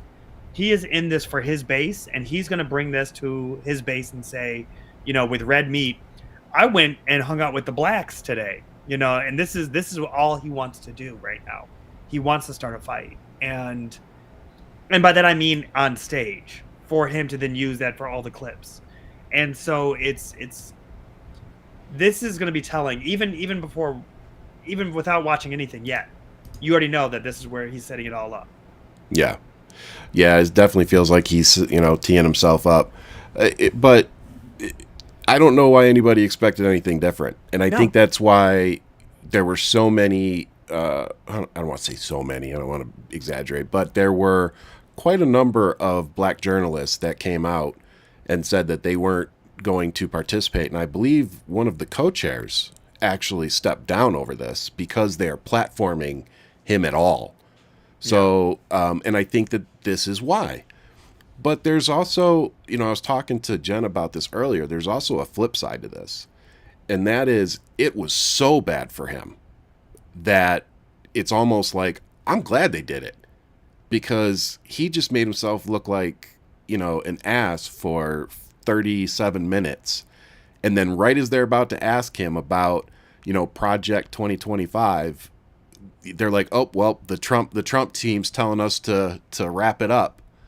So it's right. just insane that anybody would consider voting for this man when he can't answer one simple question. And if you ask him a question that isn't prepared or that he doesn't know going into it, then all he knows how to do is throw insults, divert, manipulate, attack. But the one thing he's not going to do, answer the question. So let's hear it. Oh, go ahead. But also to add to what you're saying too is this isn't different from anything else. Like, we know that this is who he is. So there's no gotcha moment. There's no anything, which I'm not even looking for a gotcha moment. But this doesn't change your perception of him. This is the asshole that we know him as. You know what I mean? That part's so 37 true. minutes or not, this is who he is. Like, you know you're voting for him. Either you are or you aren't at this point. And I told you I don't believe in swing votes right now. But I still think it's a gotcha moment. I don't. I really don't. I do because they're trying so hard. They're trying so hard to get the black vote. You know, they're bringing Amber Rose out. They're doing all this other stuff. She's not the culture. Amber's not the culture. But I do see what you're saying. So it's like, so he just went up on a stage, with black journalists and was asked, not most of us would consider hard-hitting questions. I mean, they're very straightforward, and he can't even answer one of those. Right. And so now we have him being asked by black women, black journalists, these questions, and him responding in the way that he did. And it is going to play over and over and over again, because what everybody sees on that stage, what everybody should see, and if you don't, now you should, is that's Kamala Harris sitting on the other side. That's a black woman that is trying to hold him accountable and asking him questions, and he can't answer anything. Yeah. And that is it. That's why you won't see him on a debate stage, because he can't even answer these ladies' questions. How do you think he's going to handle Kamala Harris? Hell, he can't even say her name. Yeah. It is telling to see that he would try to meet them where they're at and then belittle and try to completely attack anything that was put on the stage. It shows you the lack of empathy. It shows you the narcissism. It's on full display. Which that I will say to you, like, him being there is his narcissism. This is him in a courtroom. I can defend myself. I can do this. I can beat the case. Failing miserably. And that's the biggest thing. But yeah, let's jump into it. And I like what Angry Bunny said here. He responded with white privilege. Ain't that the truth? Yeah. Oh yeah. I like the way you put that. So yeah, let's see what the next question brings us. I'm gonna mute my mic and you tell me if that works. Yeah, guys. Again, I'm so sorry about the audio tonight. I don't know what's going on. I will try to have it fixed. We suck at this show. Just know that, guys. When no, you hold dude, the mic, you know what we it always is? have issues. I'm getting ready to throw all of my equipment out and completely start over. Like, yeah, it's been a frustrating couple of days. We're doing some revamping, but let's go ahead. I'm gonna anyway. Mute my mic. Yep. Let's. Let me figure this out. So I gotta put that back there.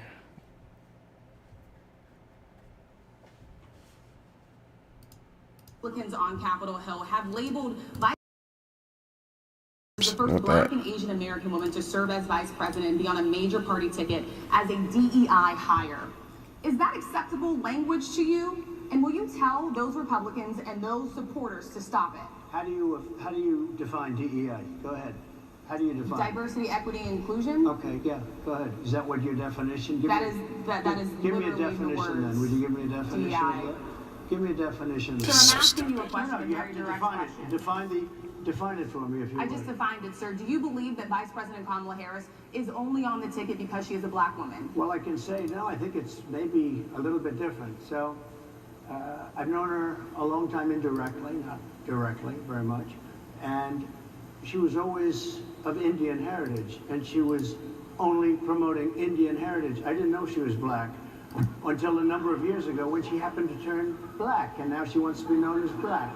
So I don't know, is she Indian or is she black? She is always identified as a black woman. I respect either one. I respect either one, but she obviously doesn't, because she was Indian all the way, and then all of a sudden she made a turn and she became a black person. Just to be clear, sir, do you believe that I think somebody should look into that too when you ask continue in a very hostile, nasty tone. It's a direct question, sir. Do you believe that Vice President Kamala Harris is a DEI hire, as some Republicans have said? I mean, I really don't know. Could be. There are some, and there are plenty. I know this lady right over there, Harris, is a fantastic person who just interviewed me at length.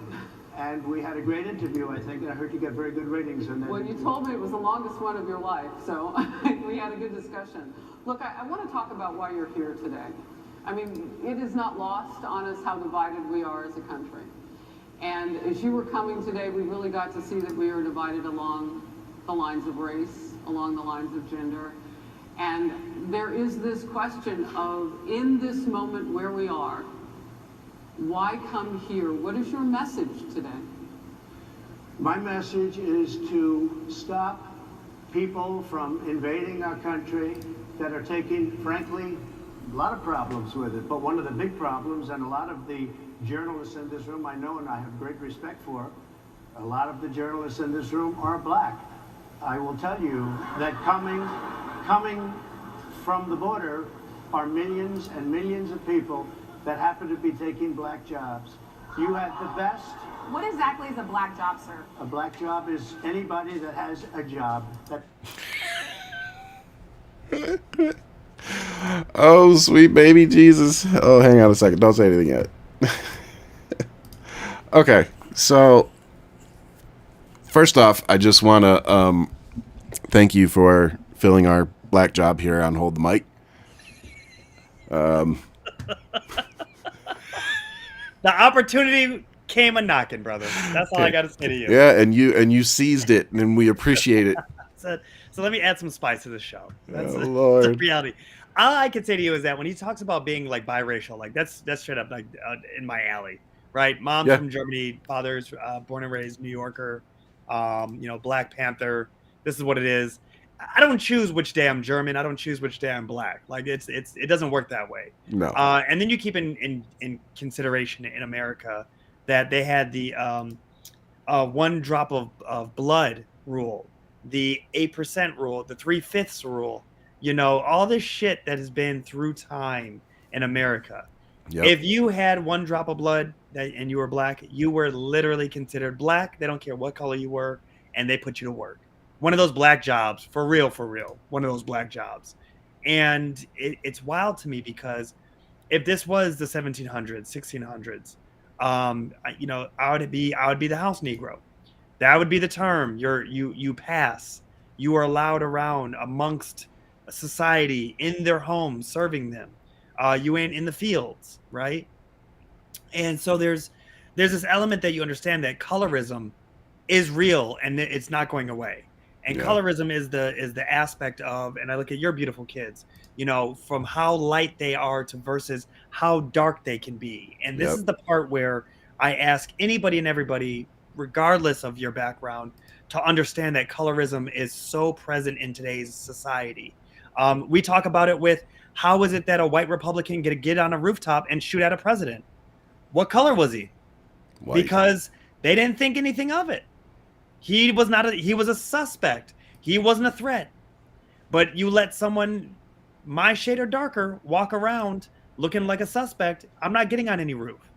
It's not happening. Yeah. And this is the part where we sit here as we watch them clutch their pearls, and you're like, well, here we go. Here we go. So when he talks about black jobs, when he talks about these things, when he's, and it's wild because I don't know if you realize who's on the stage with him, the 3 news anchors, but the one that's on the far right or furthest from him, she's a Fox News anchor. And so you see that's where the snowball, the softball questions come in. So I want to jump in. Why are you here? Tell us, and you listen to her. It might as well be Clarence Thomas. Yeah. Now, here's my thing, and I'm going to jump around a little bit. How is it that the people who talk about the left not being able to, define what a woman is, they don't know what DEI is. And then when you tell them what the words are, they still don't understand. Like, he clearly doesn't understand what the words diversity, equity, and inclusion mean. And I would argue that his definition of those 3 words is probably wrong anyway. It's just mind-boggling to watch this and to think that in his mind, he's winning. In his mind, this is going well for him. And that's probably the most interesting part to me, is that I don't think he understands how bad this is actually going for him. No. Like, his team had to step in and throw in the towel. Like, But this is a narcissist. It's on full blast. Like, this is going to be a case study one day. This man literally walked into Chicago to then challenge, like, actual people with education. Okay, you're not a journalist with a high school degree, and I get there's high school journalists, but I'm saying to you, to get to this level, these people have worked how hard to be in this room right now. Exactly. Like, you are in a room with an ex-president. You're not just anybody. They're not just letting they're not letting just influencers in there. All right, I'm sorry, Ryan. We may be small potatoes to this crowd, but you know what? We are the best fans. I'm gonna tell you right now, especially with almost 7.5 thousand here on TikTok right now watching us. So when I say that to you is you're talking about the most educated people who are there to not be biased, but then you see how he's challenging it. His narcissism is on full display. Yep. So I want to address this here real quick. So what happened is that the Latino Men for Kamala only lasted about an hour. So we decided to spend an extra 40 plus minutes watching this and talking about it a little bit, because it was just such a crazy train derailment that this is a raw moment. it's worth talking about. But as you can see, the Act Blue is still on the bottom, so please feel free to go donate to Kamala Harris so that we can keep this lunatic as far away from our White House as possible. The link at the bottom is www.secure.actblue.com/donate/Kamala Harris 2024. So go on your browser, donate a few bucks, even if it's $2, $3, it doesn't matter. All those dollars add up at the end of the day. So go make your voice heard. It doesn't matter. Donating is what matters, because it makes it seen that you are supporting her, and those numbers matter. That's how a lot of people look at the viability of a campaign. So please don't think that your donation doesn't matter. It does, even if it's only a few bucks. So whatever you can scrounge together is enough. So smash the button, y'all. Smash that button. Speaking of smash the button, let's. Well, I was gonna say, and also, guys, if this is your first time joining us, welcome to Hold the Mic. Ryan and I normally do on Fridays, but clearly shit is hitting the fan here in American politics that we feel like we need to be a little bit more present with you, where we can process, digest, and also make some jokes if we have time on some of the situations. So like, subscribe, hit the notification. But normally we do this 8 o'clock on Fridays, where we bring some of the most uplifting fuckery to the end of your week. 8 o'clock Eastern, 5 o'clock Pacific. That's right. So yeah, make sure you subscribe. We've picked up over 1,000 subscribers on YouTube in the last 2 days. We had over 35,000 people watching our show for White Dudes for Harris. We had almost 10,000 watching for Latinos for Harris. So the movement is big, guys. Don't let anybody tell you that people aren't paying attention, that people aren't engaged, that, Kamala doesn't have the support, because she does. Oh, she does. It's building. It's only building. So let's watch this guy shoot himself in the foot for another few minutes. Oh, wait, I got to fix it first. See, this is much easier when everything's working right. Let me mute you, finally. All right, guys. And they're taking the employment away from black people. They're coming in, they're invading. It's an invasion of millions of people, probably 15, 16, 17 million people. I have a feeling it's much more than that. And everybody's been seeing what's happened. The first group of people, the black population, is affected most by that. And Kamala is allowing it to happen. She's the border czar. She's the worst border czar in the history of the world. There's never been a border czar like this. She's never even essentially been. She said she was there once, but not the right part of the border. So she was a border czar. She's done a horrible job. These people are coming into our country, and they're taking black jobs and Hispanic jobs, and frankly, they're taking union jobs. Unions are being very badly affected by all of the millions of people that are pouring into our country. And one thing, as we discussed, many of these people are coming in from mental institutions, from prisons, from jails. They're gang members in other countries. Other countries are setting loose their prisoners, they're opening up their prisons and their mental institutions, and they're taking their bad people, drug dealers, gang members, and they're bringing them into the United States. And by the way, their crime rate is going down, and our crime rate is going to be a disaster. Mr. President, I want to get into how you address some of the issues with black communities. And I say that plural because we live in communities of color that are different. We're not all the same. We don't vote the same. We don't think the same. Sure. It's not monolithic. So as you come here today, I want to talk about something that bursts. And this is the weight of the inflation on this country right now. The nonprofit Money Management International recently released data from its mid-year analysis that we have found a 52% rise in people who are seeking counseling for being in credit debt. They're paying for food that is sky high on their credit cards, and now they can't pay that off. The credit counseling nonprofit MMI, as I said, is saying now that they've seen surges that they haven't seen since we were in a pandemic of people in financial trouble.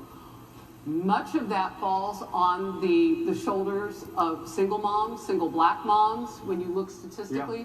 How do you turn it around? What's your plan for the black community when it comes to money? So, first of all, it's very hard to hear you for whatever reason because of the fact that they have bad equipment, because I guess, this woman was unable to get the right equipment. But it's very hard for me to hear you, but I can hear every other word. It's very difficult, actually. But so I don't know if they can fix it or do something with it, but I'll do the best I can with it. The inflation is absolutely destroying our middle class, our working class, virtually every class. Inflation is a disaster in our country. Inflation is a country buster. It breaks every country. And we had, in my opinion, the worst inflation we've had. They say it's 58 years, but I think it's much more than that. It's been devastating. And if you just take a look at a lot of things they don't include, like interest rates. Interest rates went from 2.4% to 10%, and you can't get the money. People can't buy houses. They no longer have the American dream. Young people, young black people, they don't have the American dream anymore. They can't buy a house. They can't borrow the money because of the cost of the money. They can't buy it because of the cost of housing, because of the cost to build it, because of inflation. Inflation is a disaster, and it's destroying our country, and it's destroying the black community probably as much or more So what do you do? than any. What's your plan? You know what we have to do? We have to bring down the cost of energy, and that's going to bring down the cost of inflation. This was all started with a bad energy policy by Joe Biden. By the way, just if I might, I was running against a man named Biden. You probably saw that. And he was losing very badly in the polls, and then he had a rather bad debate. I would say it was a bad debate. I would say it was one of the worst debates in history. Not worse than And this. the poll numbers crashed. And instead of saying, let's keep going, and maybe something happens the other way, they said, oh, we're going to replace him. Let's just replace him. That's like you're in a fight, a prize fighter's in a fight. He's not doing well. You say, let's bring in another fighter. So our whole campaign was steered toward him, and now we have to steer toward it. But ultimately, it's the same because they have bad policy. They have policies of open borders, unbelievable open borders, horrible energy policies. They want to get rid of, as you say, gasoline in cars. They want to get rid of oil. They want to get rid of efficient heating. Environmentally, what they're doing is killing our country. They're absolutely destroying our country. But the inflation is the thing that's hurting the black worker, the black population, and every other population within our country. Inflation is the worst it's been, I think, in over 100 years. And they'll fact check it. They'll say it's only 58. Whatever it may be, they don't add all the numbers. They don't add the really bad numbers, and you can check that too. But inflation, Harris, is absolutely destroying this country and the people in our country. Yes, Mr. ma'am. President, can I ask?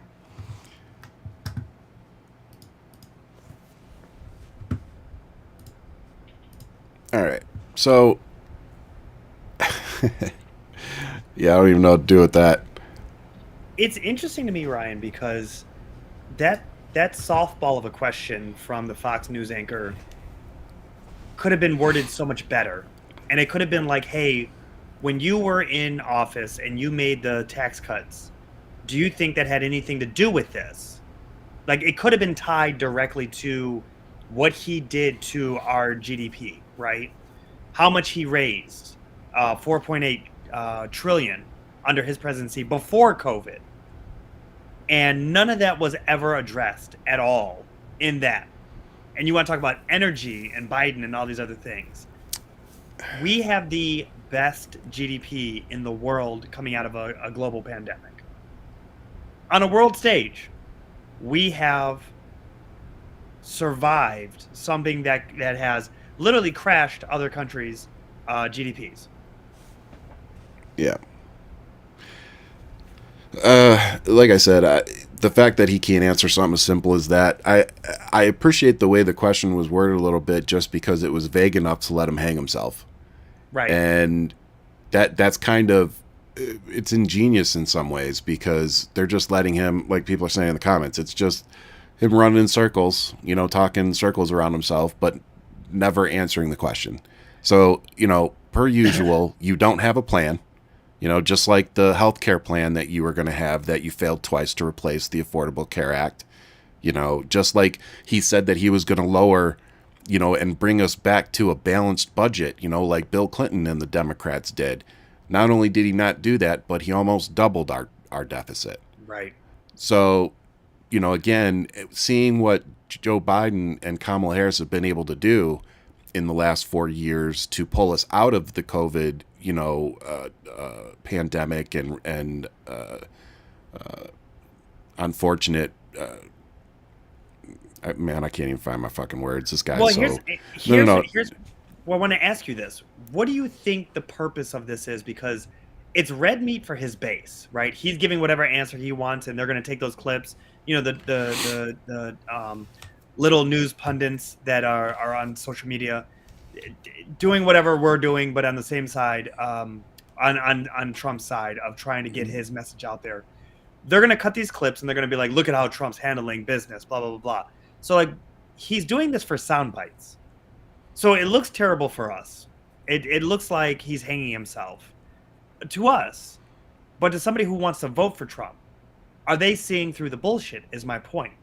No, or are but they still the racist in pieces of shit, are going to watch this and they're going to eat up what he's saying. I expect you don't that. Even have to be racist. Just in general, his fan base that are just like, yeah, I really like Trump. But his fan base is slimming out because they're starting to watch this and they're going, okay, this guy doesn't have any answers. Do you think that? I do. I really do. We're just go see. Look what happened at the Villages in Florida. Did you think that we would see a bunch of golf carts at the Villages with Kamala Harris signs on them? I didn't know about this. You didn't know about that? I don't know about that. Bro, the Villages was out doing a Kamala Harris parade. So Wow. when I tell you, people are starting to see this man. Are his hardcore followers that, basically support him because he allows them to be the most disgusting version of themselves? Are they going to still vote for him? Yeah, of course, because they love this. But rational Americans and people that are just tired of the drama and the nonsense that accomplishes nothing, right, they are starting to watch these clips and go, yeah, that's bad. And then they're going to watch clips of Kamala and they're seeing somebody that's more positive, that's smiling, that, actually can lift Talks people. about the future. Yeah, lift people up, talks about the future. Right. When you ask her what plan she has, she at least has an answer. You may not like her answer, but she at least has an answer. Right. She doesn't point the finger and clutch her pearls and go, but Donald, but Obama, but Biden, but whoever you want to pick. Right. She is what we need right now. And that's why I keep saying Kamala Harris is the best person for the job right now. She just happens to be black, woman, and of Asian descent. Yeah. But she's qualified. She's educated. She's worked up through the system. You're talking about somebody that started at the bottom as an attorney and went up to being the AG for California, which is like our largest state, if you didn't realize, an economy. Yeah. Be the largest, fifth largest. A senator. So, it's just like this woman has all the qualifications. She's far more qualified than the dude we're listening to right now. Right. And he's scared of her, and he should be. So Hell, he's scared of these women because up on the stage right now, and I'm actually kind of enjoying it. it's interesting to me because it's like when you see him doing this dance and I'm seeing him and I'm like, okay, it's all bullshit. Like it gets my blood boiling to listen to this man. Which I always told myself I would never listen to him live because I don't want to give him the ratings. But I think about this and I go, okay, so he's giving red meat to his base, which we understand is going to be a strong 32%. That's it. That's what his base is, and that's who he's playing to. Yeah, I don't give him more than 30% now. Yeah. Do you think it's more? Do you think it's roughly around now 30? That's it. I don't give him more than 30. Got it. Yeah. The thing that I'm really looking at though is the fact that he picked who he picked, being JD Vance, and that they're doubling down on this mega movement. He's not trying to bring anybody else in the fold. So I really am trying to figure out what his power play is here, because Kamala is collecting voices from all corners of America.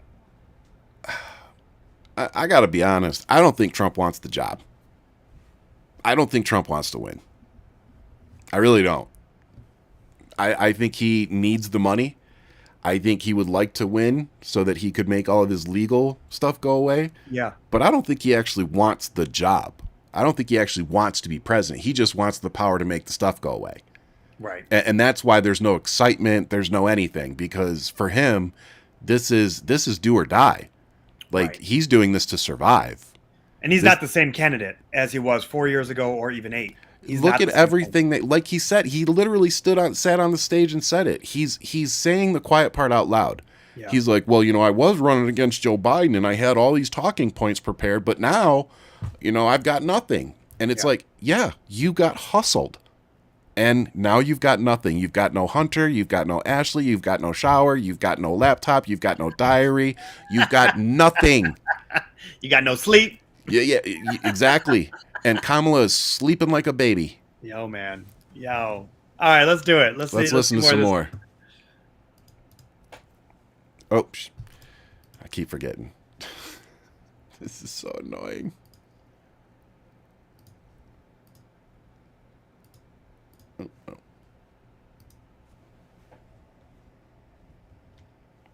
Uh-oh.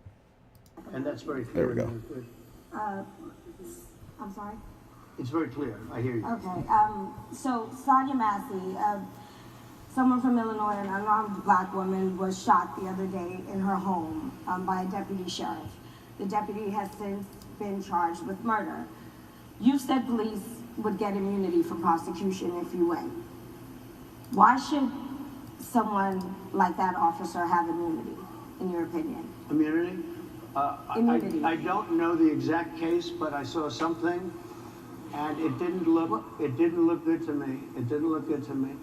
Are you talking with the water, right? Yeah. Well, police unions are not backing this person either. Okay. But again, why would they're going to be charging the officer? I guess they're charging the officer. So why should he receive immunity? Well, he might not. I mean, it depends. It depends on what happens. I'm talking about people that are much different cases than that. We need people to protect ourselves. That's not what you said. By the way, in Chicago, as an example, a few weeks ago, July 4th weekend, they had 117 shootings and 17 deaths. Nice conservative talking point. Nobody wants that. Nobody wants that. We need to have our police officers have the respect and dignity back. In this particular case, I saw something that didn't look good to me. I didn't like it. I didn't like it at all. So, can you get a little more specific back to the immunity? It's so vague. Who would make those Well, right now, for the most part, people are protected by their unions, by their police unions, or by their police departments.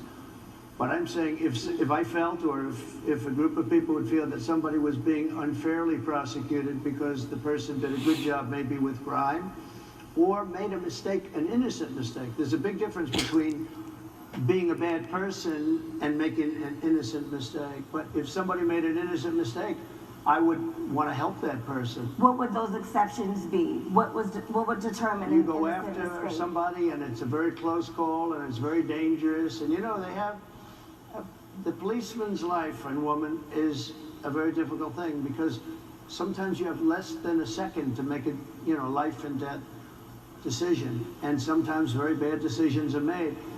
They're not made from an evil standpoint, but they're made from the standpoint of they made a mistake. So I want to follow up really quickly. you know, I find it interesting because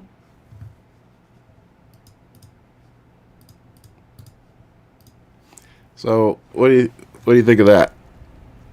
First off, when I read accordion hands, I started laughing my ass off in the group in the chat, and I just thought to myself, because you really are watching him just do this nonstop, and I just started hearing the accordion sounds, and so I can't now unsee that. And so one of the biggest things is listening to this stupid ass man talk. He's so vague by it's a masterclass on how to not really answer anything. You know, I didn't hear about it, but that's the thing with the water. Like, he always contradicts himself within a sentence. And it's one of those things where, yes, he's so emboldened to talk about the police and the fact that it's not all police that he wants to stand behind. It's only the ones that will fight for him. And keep in mind, January 6th, it was police getting attacked by off-duty officers. Firefighters, all these different individuals that were there to protect and serve, showed up to DC. Not going to say all of them, but a nice amount showed up to DC and attacked the DC police, the Capitol Police. And so, again, more privilege on Front Street. But listening to him talk, he never is going to be able to be held down to anything because it's always wish-washy. Yeah. He's very fluid that way, and that's by design. Yep. It's trash all together. Yeah. And then to turn it into Chicago, Kiss in the group chat was just like, you know, why is he putting this on Chicago? The black population is an easy target in Chicago, and that's because of the inner city crime that has happened. That's because of certain situations, as in the structure of how people have been put in a certain category there, and then you have young men without having the certain resources to better their situation, who then have to rely on gangs or whatever else.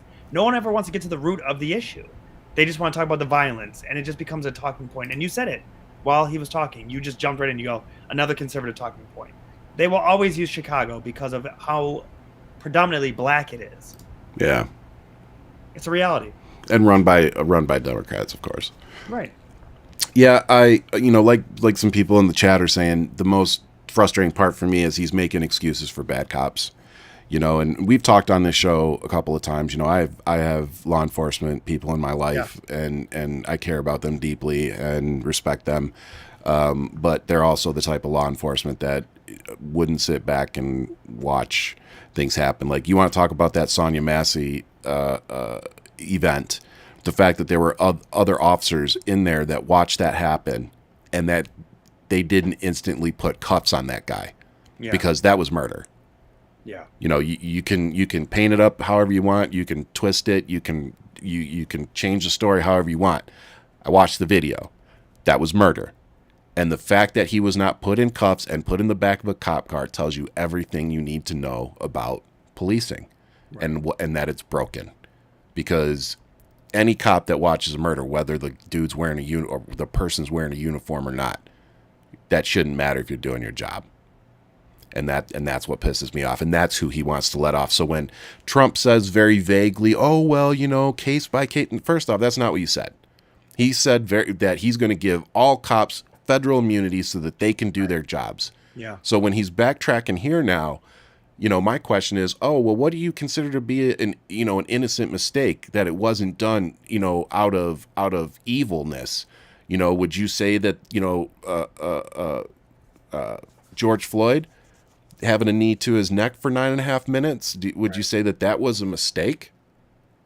No, you know better. And if you can't do your job, if you can't do that job, then go find another one. Because I'm not saying that being a cop is easy.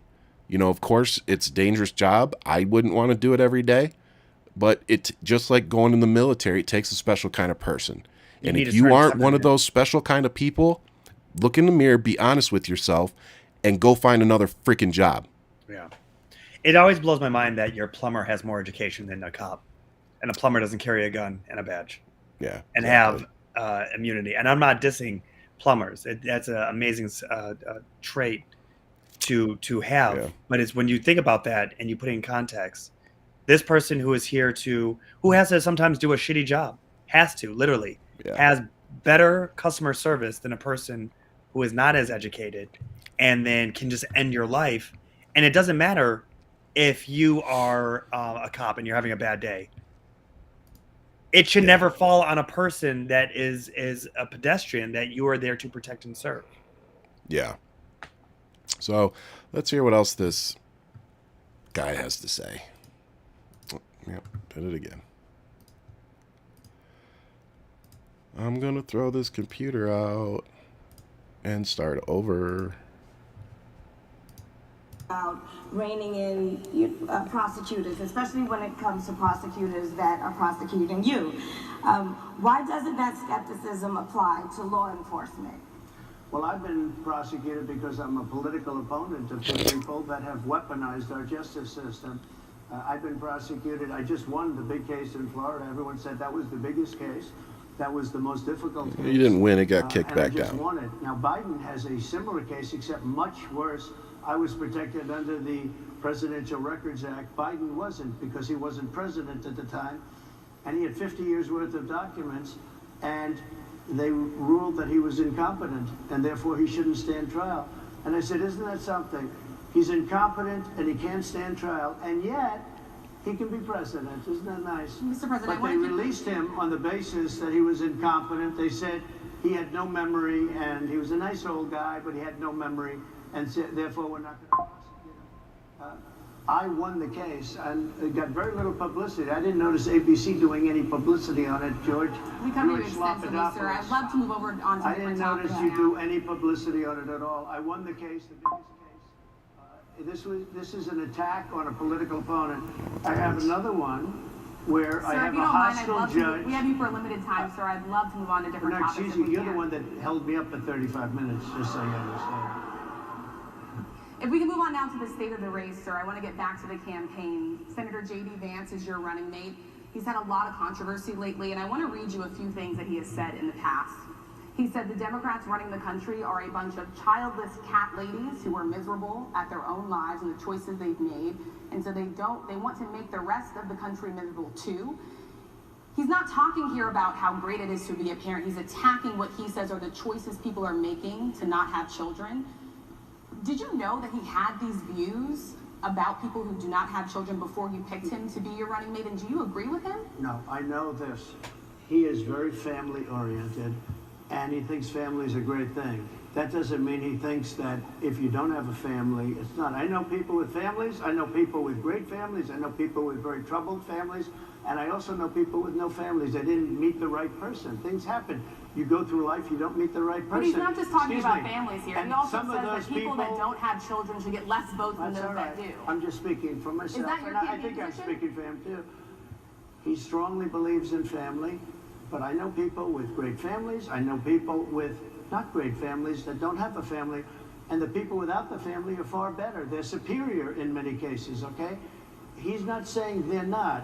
What he's saying is that he thinks the family experience is a very important thing. It's a very good thing. But that doesn't mean that if you grow up and you grow older and you don't meet somebody that would be wonderful to meet and would have been good, that that's a bad thing. He's not saying that. My interpretation, you'll have to ask him actually, but my interpretation is he's strongly family oriented, but that doesn't mean if you don't have a family, there's something wrong with it. Just one last point and then we'll move on. Like, that's literally what he said. Like, he literally said people with kids should get more of a say. Like, people without kids should pay more in taxes. People with kids should get more perks. Yeah, he said a lot of bullshit. Oh my God. It's like, A lot. he says all the red meat to his base, they eat it up, and then when he gets questioned on it by rational Americans and people and journalists that are actually doing their job, like, he backtracks and talks around it and talks in vague, nuances and, Verbal Olympics, baby. Verbal Olympics. I'm telling you, he'd get a gold medal in that. That's for sure. That's where the gold shoes came from. Jesus. All right. Yeah, man.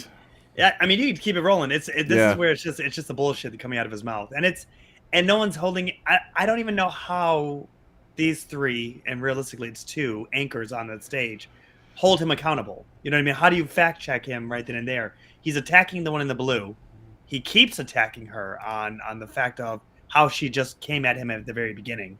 Everything's her fault now from here on out for the rest of the whole show. And what's the fact checking that we're going to see from them? So go ahead, do your thing. Oh, guys, this is so good. Like this should be the end of the campaign. This should be it. Just one of the bedrock principles of American life is one person, one vote. Senator J.D. Vance has suggested that someone who has children should have more votes than a person who does not have children. I just want to be clear here. Is that the position of your campaign? Well, no, but it's not something I have ever heard before. I can tell you this. Right now you have illegal aliens coming into our country, many from prisons and many from mental institutions, and they want to give them votes. I don't think they should have votes. They came into our country illegally, and they're taking the vote away from all of the people in this room that have been here a long time, that have worked hard, that in many cases, and you'll see this happening, if I'm not elected, you're going to see it happening. If I am, you're not going to have any problem. But you're going to see it happening a long time. You're going to see the people in this room and people outside of this room are going to be losing their jobs, the people that have come into this country illegally. Mr. President, can we stay with just kind of the state of the race right now? Because I felt like that vice president question, candidate question was right in there with that. So let's talk about J.D. Vance for a little bit. He's had some stumbles out of the gate. I don't know if you're hearing what we hear as reporters, but it's been a tough couple of weeks for him. Why did you choose J.D. Vance? Why did I? Why did you choose him? And I'm having a hard time hearing too. I know everybody out there can, but it's hard. I'll tell you why. I chose him because he's a very strong believer in work and the working man and woman, and especially the working man and woman who have been treated very unfairly, because you have many of them in this room. But you have many of those people that were treated very unfairly. They worked very hard and they were treated unfairly. He wrote the book that became a bestseller. The movie became a smash hit. He's a very smart guy without the benefit of having a family that has contacts, like a father that was well connected. He got into Yale Law School. He graduated in 2 years from Ohio State, summa cum laude. I mean, you take a look at, his career has been an amazing career. He started off at a level with a difficult family situation, very difficult with the mother and the father and everything else. He ends up going to Yale Law School, was one of the top students, became the head of the Law Journal. I mean, it's an amazing thing. He's a 4-year, he was in the military with great distinction for 4 years, got out, went into business, became successful in business, very successful in business actually, did public offerings and other things. And I have to believe in that. I mean, he's somebody that was born in a rough situation. Most of the people know that situation because it was very well documented in his book. And I have a lot of respect for somebody that can get into Yale and become one of the best students in Yale, that meets a young woman at Yale who was also outstanding, and they get married, they have a beautiful family, but he had he's made himself an amazing life. He then goes to Ohio, lives in Ohio, and he had my endorsement. That helped. But he wins the Senate. He becomes a United States Senator. So he's a United States Senator. And so Harris, like I respect you for your success, I respect people for their success. The reason I asked the question is because the last time you and I sat and talked was the day that you were shot.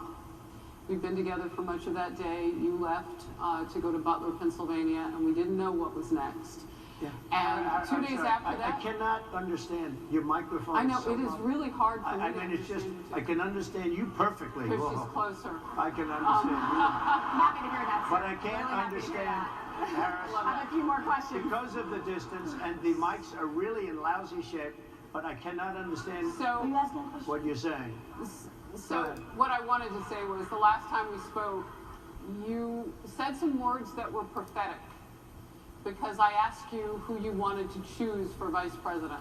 Yeah. And you said normally it really wouldn't matter what they would bring. You know, you choose somebody that you think has a future, that sort of thing. But you said these words 3.5 hours before an attempted assassination on your life. You told me that bad things happen, Harris, and that's why this decision is important this time. Bad things happen. You said it twice. When you look at J.D. Vance, is he ready on day one? Does he what? Ready on day one, if he has to be. I've always had great respect for him, and for the other candidates too. But I will say this, and I think this is well documented. Historically, the vice president, in terms of the election, does not have any impact. I mean, virtually no impact. You have 2 or 3 days where there's a lot of commotion as to who, like you're having it on the Democrat side, who it's going to be. And then that dies down, and it's all about the presidential pick. Virtually never has it mattered. Maybe Lyndon Johnson mattered for different reasons of what we're talking about, not for vote reasons, but for political reasons, other political reasons. But historically, the choice of a vice president makes no difference. You're voting for the president, and you can have a vice president who's outstanding in every way, and I think JD is. I think that all of them would have been, but you're not voting that way. You're voting for the president. You're voting for me. If you like me, I'm going to win. If you don't like me, I'm not going to win. I'm going to get my J.D. Vance question in. J.D. Vance? I'm going to get my J.D. Vance question in. To your point and to Rachel's point, he, has a lot of opinions about childless women like myself or divorced people like yourself. Do you think, well, I mean, my point is here. It was said in a friendly manner. My point is,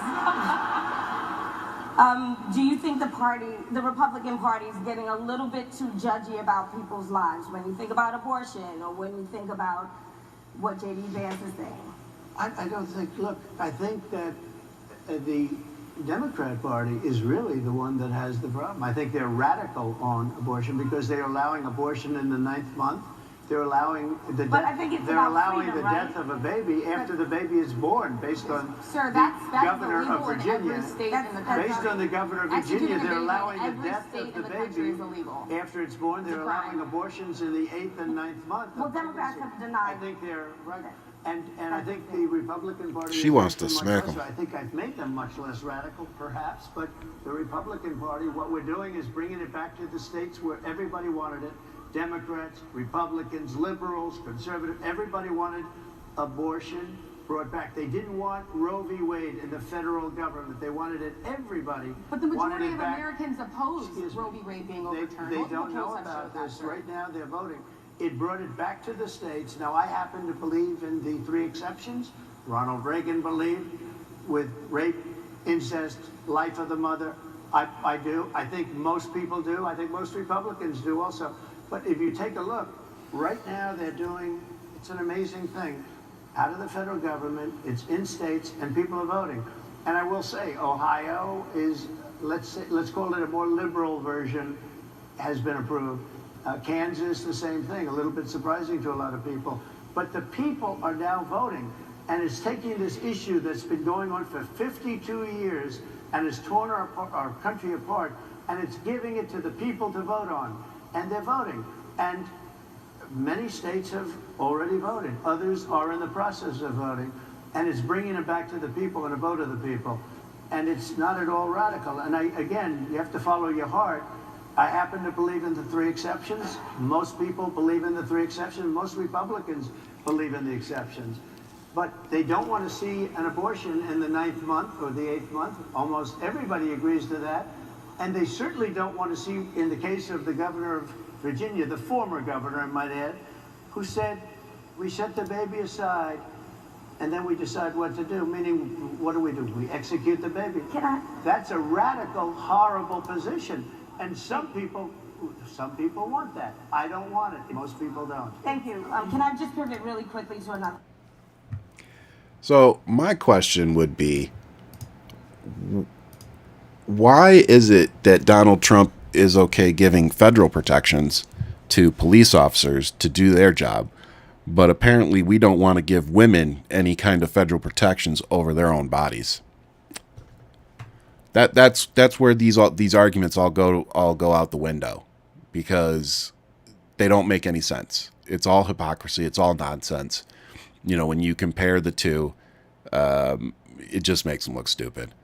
So It's what I need from all of our sisters out there is for them to retake the definition of an abortion.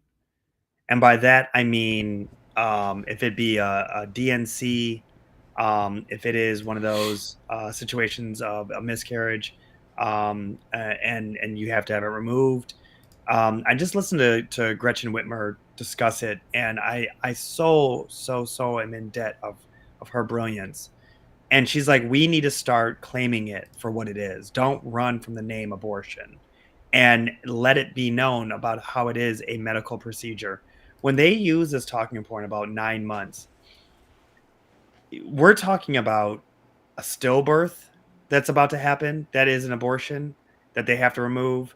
You know, when you're talking about this, I'm very open about this. When we had a DNC done, when we had an abortion done, because our first child um, uh, was no longer viable. When I got that phone call from my wife, and so I take this really personal because we in the system of her being a nurse got thrown to an abortion clinic where she was thrown there with people who just didn't want to have a child, to mothers who were losing their children and needed to go through this procedure. And I was getting protested against, being told that there's a chance you have a choice, son. And I'm just like, get the fuck away from me. You have no idea what I'm going through right now, and you're going to be here to act like you're a voice of reason. And it's pathetic. It is manipulative. It is infuriating to have people who hide behind Bibles and their religion and try to force these views on people who are just trying to get through their day and through their experience. And just to know that it's there to literally try to hijack what I'm going through or what my wife is going through, just because it makes you feel better that you're doing something. Even though the moment they get out, we don't take care of them. We don't take care of the moms. We don't take care of single moms. We don't take care of the children.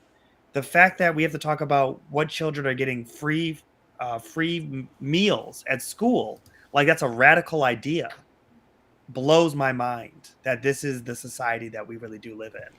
Yeah. And that this is what we're really trying to fight for, right? Yep. And the thing is, listening to this man talk and how it is just more bullshit, but at the same time, it's like, okay, this is the movement where we do need you women to take the lead. We need you to grab America and lead us to a better tomorrow, because it has been failing slowly with nothing but men running it. I leave it at that. Yeah, we got about 9 minutes of this left. Let's power through it here. This guy's nuts. I don't know how anybody in their right mind could still be considering voting for this guy. The question about, you brought up health, Harris. You're an active man. We see you golfing all the time. But if you win, you'll still be president at 82, which is older than Biden is right now.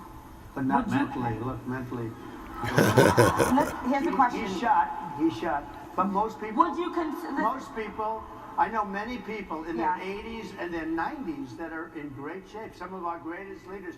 You look at throughout the world history, the greatest leaders, some of the greatest leaders in the world were in their 80s. But here's the question. Would you consider stepping down if you felt that your health was declining? Or would you? Absolutely. And who would make, I think I'd know. How would you make that decision? I think I'd know. Look, if I came onto a stage like this and I got treated so rudely as this woman treated Oh my goodness. me, and I'm fine with it because she was very rude, sir. Very rude. That wasn't a question. She didn't ask me a question. She gave a statement. That wasn't a question. I repeated your statement, sir, actually. You said you would. You would. Oh, absolutely. If I thought that I was failing in some way, I want people to be shocked. I'll go a step further. I want anybody running for president to take an aptitude test, to take a cognitive test. I think it's a great idea. And I took 2 of them and I aced them. Well, can I I took 2 of them. But let me ask you. I would like to have people running for president, and I don't mean because they're 75 or 85. I think anybody running, I'd like to do it. People say it's not constitutional. I would like to have something passed where you can do it.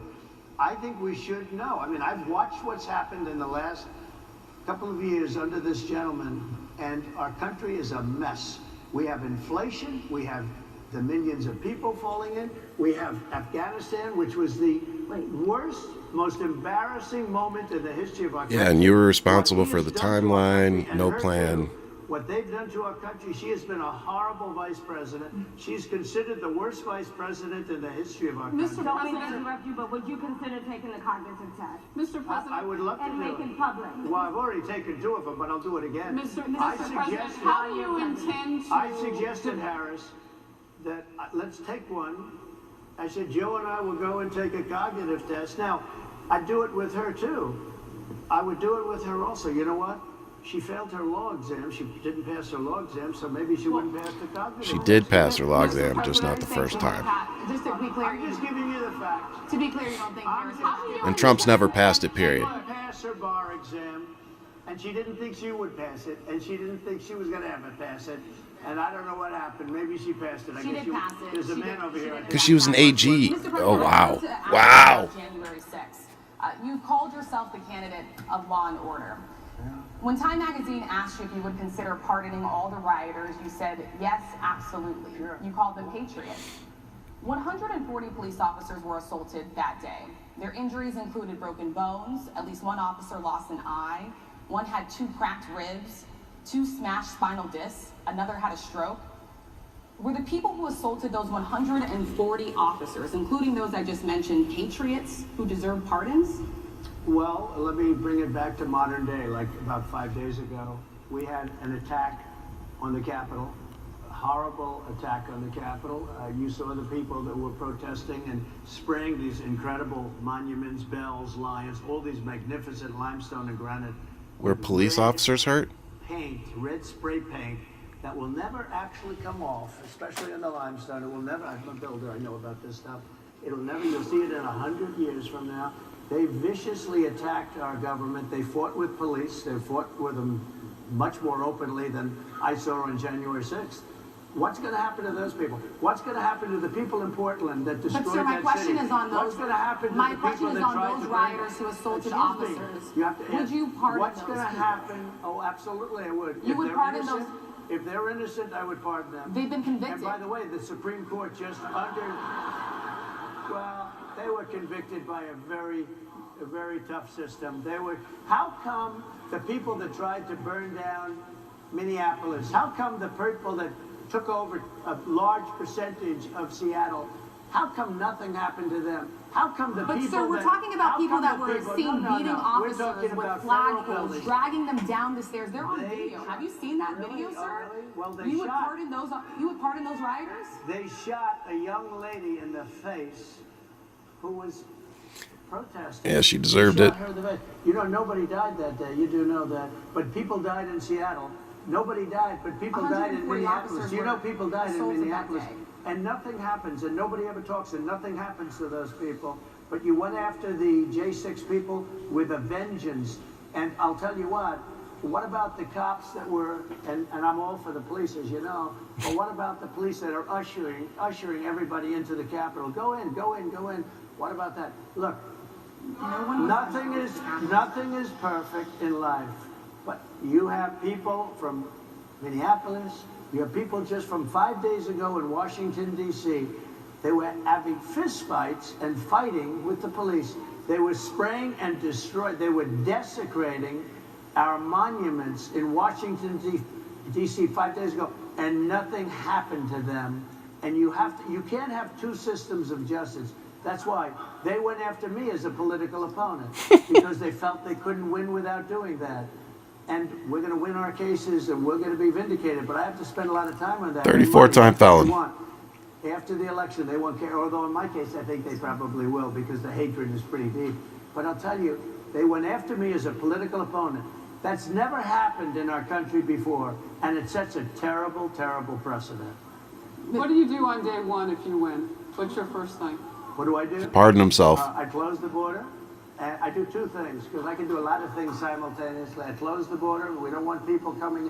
We want people to come in, Harris, but they have to be vetted. They have to be checked. They have to come in legally. We want people. I want people to come into our country, but they have to be vetted. They have to be checked. So when you say, what do I do? That, and I drill, baby, drill. I bring energy way down. I bring interest rates down. I bring inflation way down, so people can buy bacon again, so people can buy a ham sandwich again, so that people can go to a restaurant and afford it. Because right now, people can't buy food. Your grocery bills are up 40, 50, 60%, right? She's agreeing to me. Oh, she's agreeing. Thank you. I like you very much. Mr. President, I think we are. But it's true. Your grocery bills are up. And then they're mandating that you buy an all-electric car. You know, Elon Musk endorsed me, and he's a friend of mine. He's a good guy. He's a smart guy. But I'm against everybody having an electric car, okay? I'm very much against that. You have to be able to, if you want a hybrid or if you want a gasoline-propelled car. But, you know, we have more liquid gold, gasoline, oil, under our feet than any other country. More than Saudi Arabia, more than Russia, more than any other country. I want to use it. I want to use what we have. I want to bring down prices, bring down costs, and I also have to stop the invasion. And remember, they're taking your jobs. These people coming in are taking your jobs. Project 2025. I think we have to leave it there by the Trump team. All right. So leave it. That is the last word. Thank you so much, Mr. Trump, for coming today and joining us.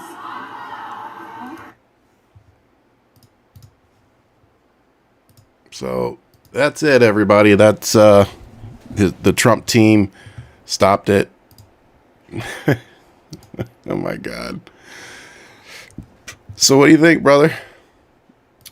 Let's touch on something real quick.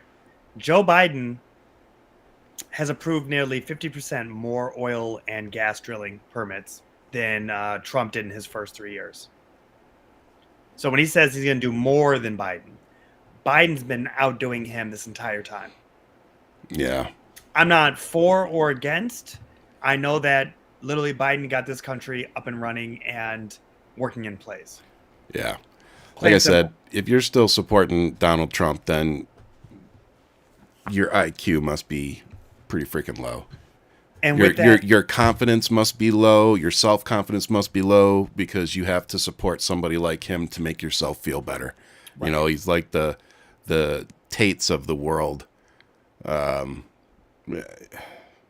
the thing with this is how you can see how he's painting J6 versus whatever these kids are with their red spray paint.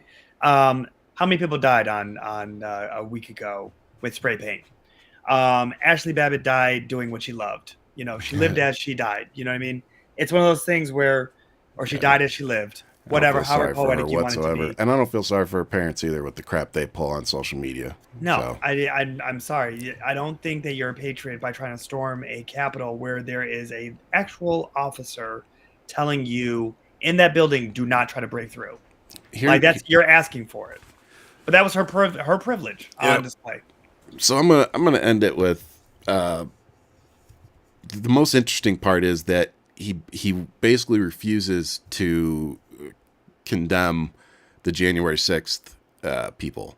Right. You know, he continues to say that he would pardon them. And he said he will. He will pardon them. And the best part for me though is Elon Musk being the bootlicker that he is. You know, he's sitting here using Elon, you know, and Elon's simping for him every minute of every day on Twitter. And he literally just says, I like Elon, but I don't support electric cars. It's like, that's why Elon Musk is one of the dumbest motherfuckers on the planet. Because it's like, you're literally voting against yourself. It's like women that vote for Trump. You're literally voting for a guy that does not want you to control your own body. You know, Elon Musk is literally supporting a guy that wants to destroy one of his companies. I've literally learned from women voting for Trump. Some just like to get grabbed by the pussy. That's what I've learned. I'm sorry. Oh my It's a reality. God. Some just like it. That's it. And you know, and there's a lot of women, unfortunately, out there that do what they're told by the men in their lives, and that's unfortunate. Because I don't even think it's like they're voting, and I don't even think they realize they're voting against their own interest. Not as long as Daddy takes care of them, or exactly. whoever else is there. But that's that's their tragic story for them to figure out. Yep. We just have to outpace that. That's We the do, reality. and we are outpacing it because And you can tell they're afraid. They're scared. They are scared, and they should be, because their candidate now doesn't hold a candle to Kamala. He may have had a shot against Biden. He could have beat Biden, but he's not going to beat Kamala. And he's not going to debate Kamala, which is going to make him look even worse, because, he had no problem debating Biden because he knew that was at least going to be a fair fight. She called him out in the ATL, man. She said, "Say it to my face." Yeah, exactly. She's calling him and he out, won't man. do it. He won't do it because he's a coward. She is calling him out. It's quite refreshing to see this version of Kamala, because she has the backing of America right now. Well, I think Hurricane Harris is coming in, man. Coming in hot. One of my biggest criticisms, as we talked about it a lot on the show prior to all this going down, was that I didn't feel that the Biden administration or the Democratic Party had really set Kamala up, for success. Right. And that was one of my biggest critiques of the party and the administration. And like I said, I've been pleasantly surprised and can admit that I was wrong. And so to see, like you said, the gates open and see her, just strutting out the gate this way is, it's what I needed, man. Like, it's the fuel that I needed. And I can tell that so many people are feeling that way right now, that we feel energized and we're ready to go. We feel like we can win this election. And the facts were that under Biden, every day felt like a fight. That we just, it shouldn't have been as hard as it was to try to garner support for him. And this is just the total opposite. It's just like everything's fallen into place. Donald Trump's continuing to crumble and make himself look bad. So, and here you go. His campaign was playing damage control in real time right there. He was supposed to be on the stage for an hour. He was only there for 37 minutes. And it didn't go well. They cut it with the Project 2025, which they started distancing themselves from that, and the head of it just stepped down. Yeah. And so it's now conservative headpieces, talking pieces are saying, see, he's not a part of that, and he's disowning it. It's like, you guys, he says whatever bullshit he wants to say. None of it sticks. It's all his bullshit. He flip-flops every 5 seconds. Nobody holds him accountable because he speaks so vaguely. So you know what? He made a comment. He probably made a comment because he goes, why are you guys letting this slip that we have this many people affiliated with it? You know what I mean? Like, he's like, let this shit come out after we win the election. Yeah. Because I actually asked some of my conservative friends, I'm like, what is Trump's actual platform? What are you voting for? What's his platform? What is his actual policy that is there where we can debate? Well, this is what he wants to do, and this is what Kamala Harris wants to do. So what are we debating here? Oh, she just smiles too much. Got it. Okay. Yep. I don't know what somebody's saying. So they don't have it. No. Out, somebody in here is trying to fact check me, but last I checked, Donald Trump came out and made a big statement that he's not going to debate anybody because, she doesn't even have the nomination yet. Like, he completely started sidestepping. So I don't think that has changed unless you have a source to. He's already talking about if he loses. He's already talking about how, you know what I mean?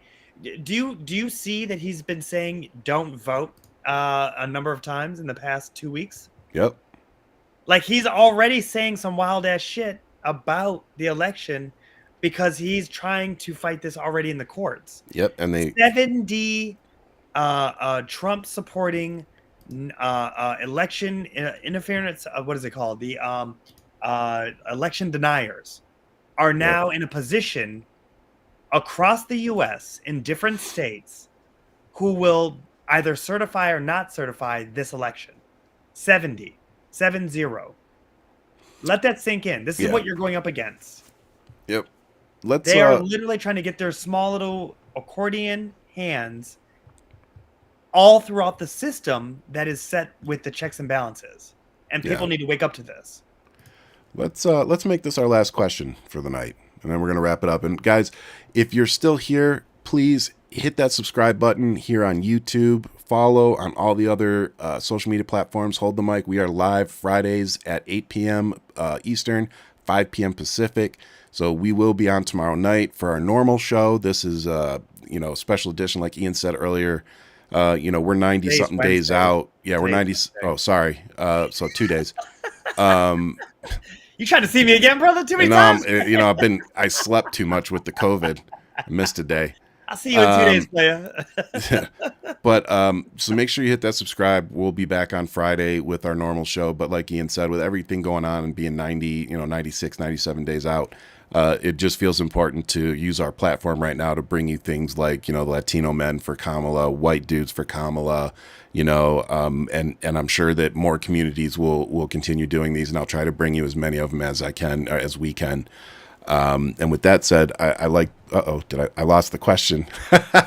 It started scrolling. A lot of people in this chat. Yeah, no, I know there's so many people. We've got, I think we have over 8,000.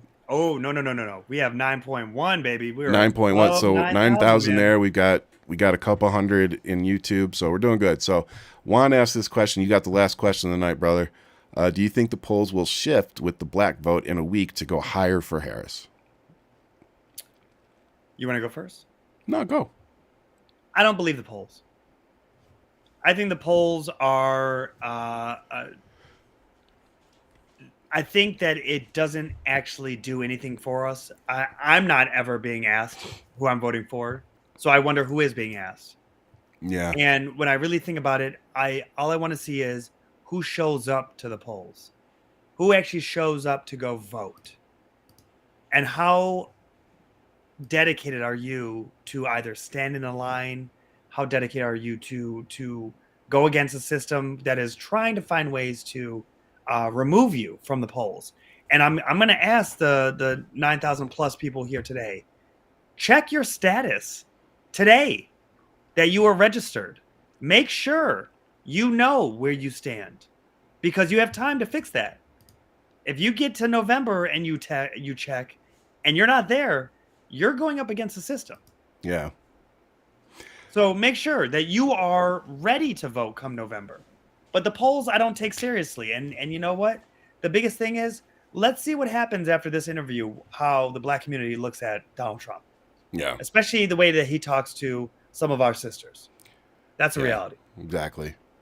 That's why we spent the time to watch it, because it really does show his real attitude towards not just the black community, but like you said, those three accomplished black women on that stage with him.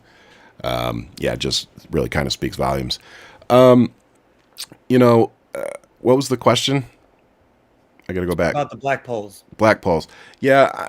Here's the thing with polls. I kind of side with Ian. It's all based on who you ask. Some polls are based off of 500, people, some off of 2,000 people. So is that really, a poll that you're going to listen to? Is it an accurate polling? Who did they call? Who did they get a hold of? The people that are usually at home tend to be retired, baby boomers right now, not, 30, 40, 20-year-olds. They usually do these polls in the middle of the day. They don't do them at night. There's just all sorts of factors. And I think the follow-up question is, what kind of indicators can we look at? Ian talks a lot about the culture, and we saw it last night with Megan Thee Stallion, doing a few songs at the Harris campaign rally. And the right is losing their minds and writing it off. Oh, it was a free concert, and Kamala. No, it was a Kamala fundraising event and a campaign event. And a lot of people showed up. And one of the reasons they showed up is because she has actual current stars helping her campaign. Not Kid Rock, who was big in 1997. People that people are listening to right now. Megan Thee Stallion's on the music charts right now. I like Hulk Hogan, not this old dude that's like wrinkled up and like just sitting there, brother. Like, bro, you rip my shirt off, brother. And go. He looked like he was having a little bit of hard time with those underoos, ripping those off. So I like the old school '80s Hulk Hogan. It's the fact that you have people like Megan Taylor Swift, Beyonce, you know, and all these other people coming out for Kamala, it's like you said, it's scaring them, and it should, Right. because these are people that have massive fan bases, and all they have to do is come out and say, we're with her. That's literally all they have to say. Right. And they don't have to push a bunch of propaganda. All they literally have to do is Beyonce could walk out on stage tomorrow and say, I'm with her. Everybody would know what she's saying, and she wouldn't have to say another fucking word. She's the theme song. She already said it. Exactly. It's a rap. That's It's a what somebody rap. asked me today. She said, take my song, and she says, you got it. I did a video, and somebody's like, well, has Beyonce officially come out? And I'm like, she gave her song. I'm pretty sure she's cool with it. Yeah. You know what I mean? Like, so that is, if you're not saying much, that's saying a lot. So when you talk about the indicators, you know, particularly the question here was the black community, the black vote. So I think one of the biggest indicators that we can look at, you know, of course, I'm not saying that just because, you know, a famous person endorses somebody that we should vote for them. But when you see so many famous people who, you know, actually have interactions with these people, you know, coming out and supporting them, then, you know, I think we should pay attention, you know, and again, going back to what Ian says a lot about the culture and how the right, you know, in the Trump campaign doesn't understand the culture when they're trying to, drum up support within the black community. You know, the left and Democrats seem to, for once, have their messaging right, and they're pulling it together at the right time. And thankfully, there are a lot of current influential people that are stepping in to help her and make her a viable candidate, which was, again, one of the things that I was very critical about, you know, going into the swap with her and Biden, was we need to work hard to make her a viable option, you know, come November. And I think it's already done. You know, I mean, they were able to do it in a matter of like a week. I'm going to say, fuck all those celebrities. I don't give a fuck who they're voting for. I'm looking at how the people are reacting to this. I'm looking at how I feel. I'm looking at my neighbors. I'm looking at how Kamala is bringing hope to people. And there's a thing with her, honestly, Ryan, where I look at her story and I'm like, this woman has gone through every single obstacle possible, and she's winning. Yep. She's winning. From her humble beginnings to becoming an AG to vice president, she has constantly been on an incline, building up her structure, her lifestyle, her ambition for this country. Yep. And when I look at the things that she's trying to bring to the table, and because she's not the same candidate who ran against Joe Biden in the primaries 4 years ago. No. She's not the same candidate. Nope. She's quietly learned in the background. She's quietly been on center stage under those bright lights. JD Vance is not ready for these bright lights. And this is what is so interesting to see, that growth that's taking place, because she's ready. And you know, I love to see the people who are all coming around her. That isn't a deciding factor so much for me, but it's really letting you understand when you see the record-breaking news that's coming out of whites voting for her, women voting for her, looking at the Nikki Haley voters voting for her, and now Nikki Haley's putting out cease and desist letters because they are like, look, we were the Nikki Haley voters, and we're voting for Kamala. Like, when you see that this is what's coming out of this should terrify every single Trump supporter. It should, because you are not going to stop this. It should. This is creating the culture. Hey, Timothy, did you know that your wife was passed around in high school like a party favor? She liked being on her knees, too. As a matter of fact, she still likes being on her knees. And did you know that she likes big black? Yeah. Go fuck yourself, dude. Piece of shit. That's all you people have. That's all you people have with her. Oh, she slept her way to the top. No, she didn't. She went through fucking college, passed the bar exam, worked her way up. Like, you people are fucking stupid. And if you listen to that woman and think for a second that she doesn't have the brain to be where she's at, then you're even dumber. Like, there's no, like, if you watch that 37-minute video that we just broke down for you, and you're still in here, like, harping and making these comments about Kamala Harris, you are literally the worst our country has to offer. You are the scum on the bottom of my, not even the bottom of my shoe. You're the scum in the tile mark in my shower. That's what you are. Like, there's no redemption for you people. And it's always you old white mother that look like Winston Churchill aging in the California sun. Like, shut up. Just shut up. You're supporting a fraud, a felon, a rapist, an accused pedophile, like added $7.8 trillion to our deficit. God, it's so many things. Please stop being stupid. Timothy just proved to us that this is why the conservative movement currently is so weird. And this is why this is the word that we're running with. For us to have a debate about what this person is and what they're bringing to the table, and you want to talk about whatever you want to fetishize about this woman, who maybe you do find attractive too, for you to be so open about it. This is a thing that is out there where you have to understand that they're going to go to some type of small argument about something that they fetishize. Yep. And let's just be realistic here. There's a reason why we are now consistently calling you weird. Yeah. Because it's a weird argument to lead in with. It's a weird kind of conversation to try to start. It doesn't matter about whatever someone's sex life is. Keep the fucking government out of it.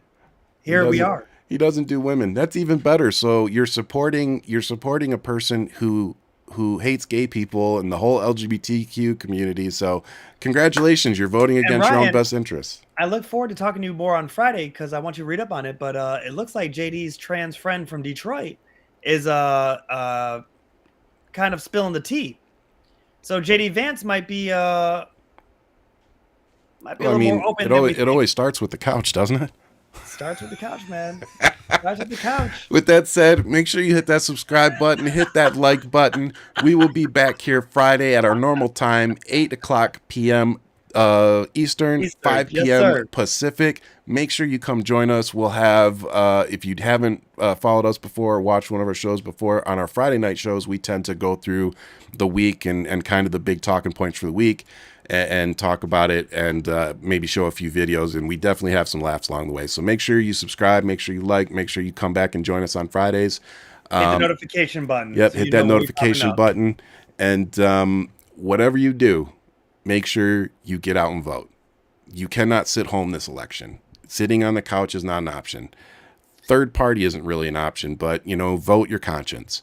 But whatever you do, make sure you get out and vote. Make sure your voice is heard and participate in this democracy, because if you don't vote, I don't want to hear what you have to say about either candidate, because you didn't even care enough to show up. So please show up, participate.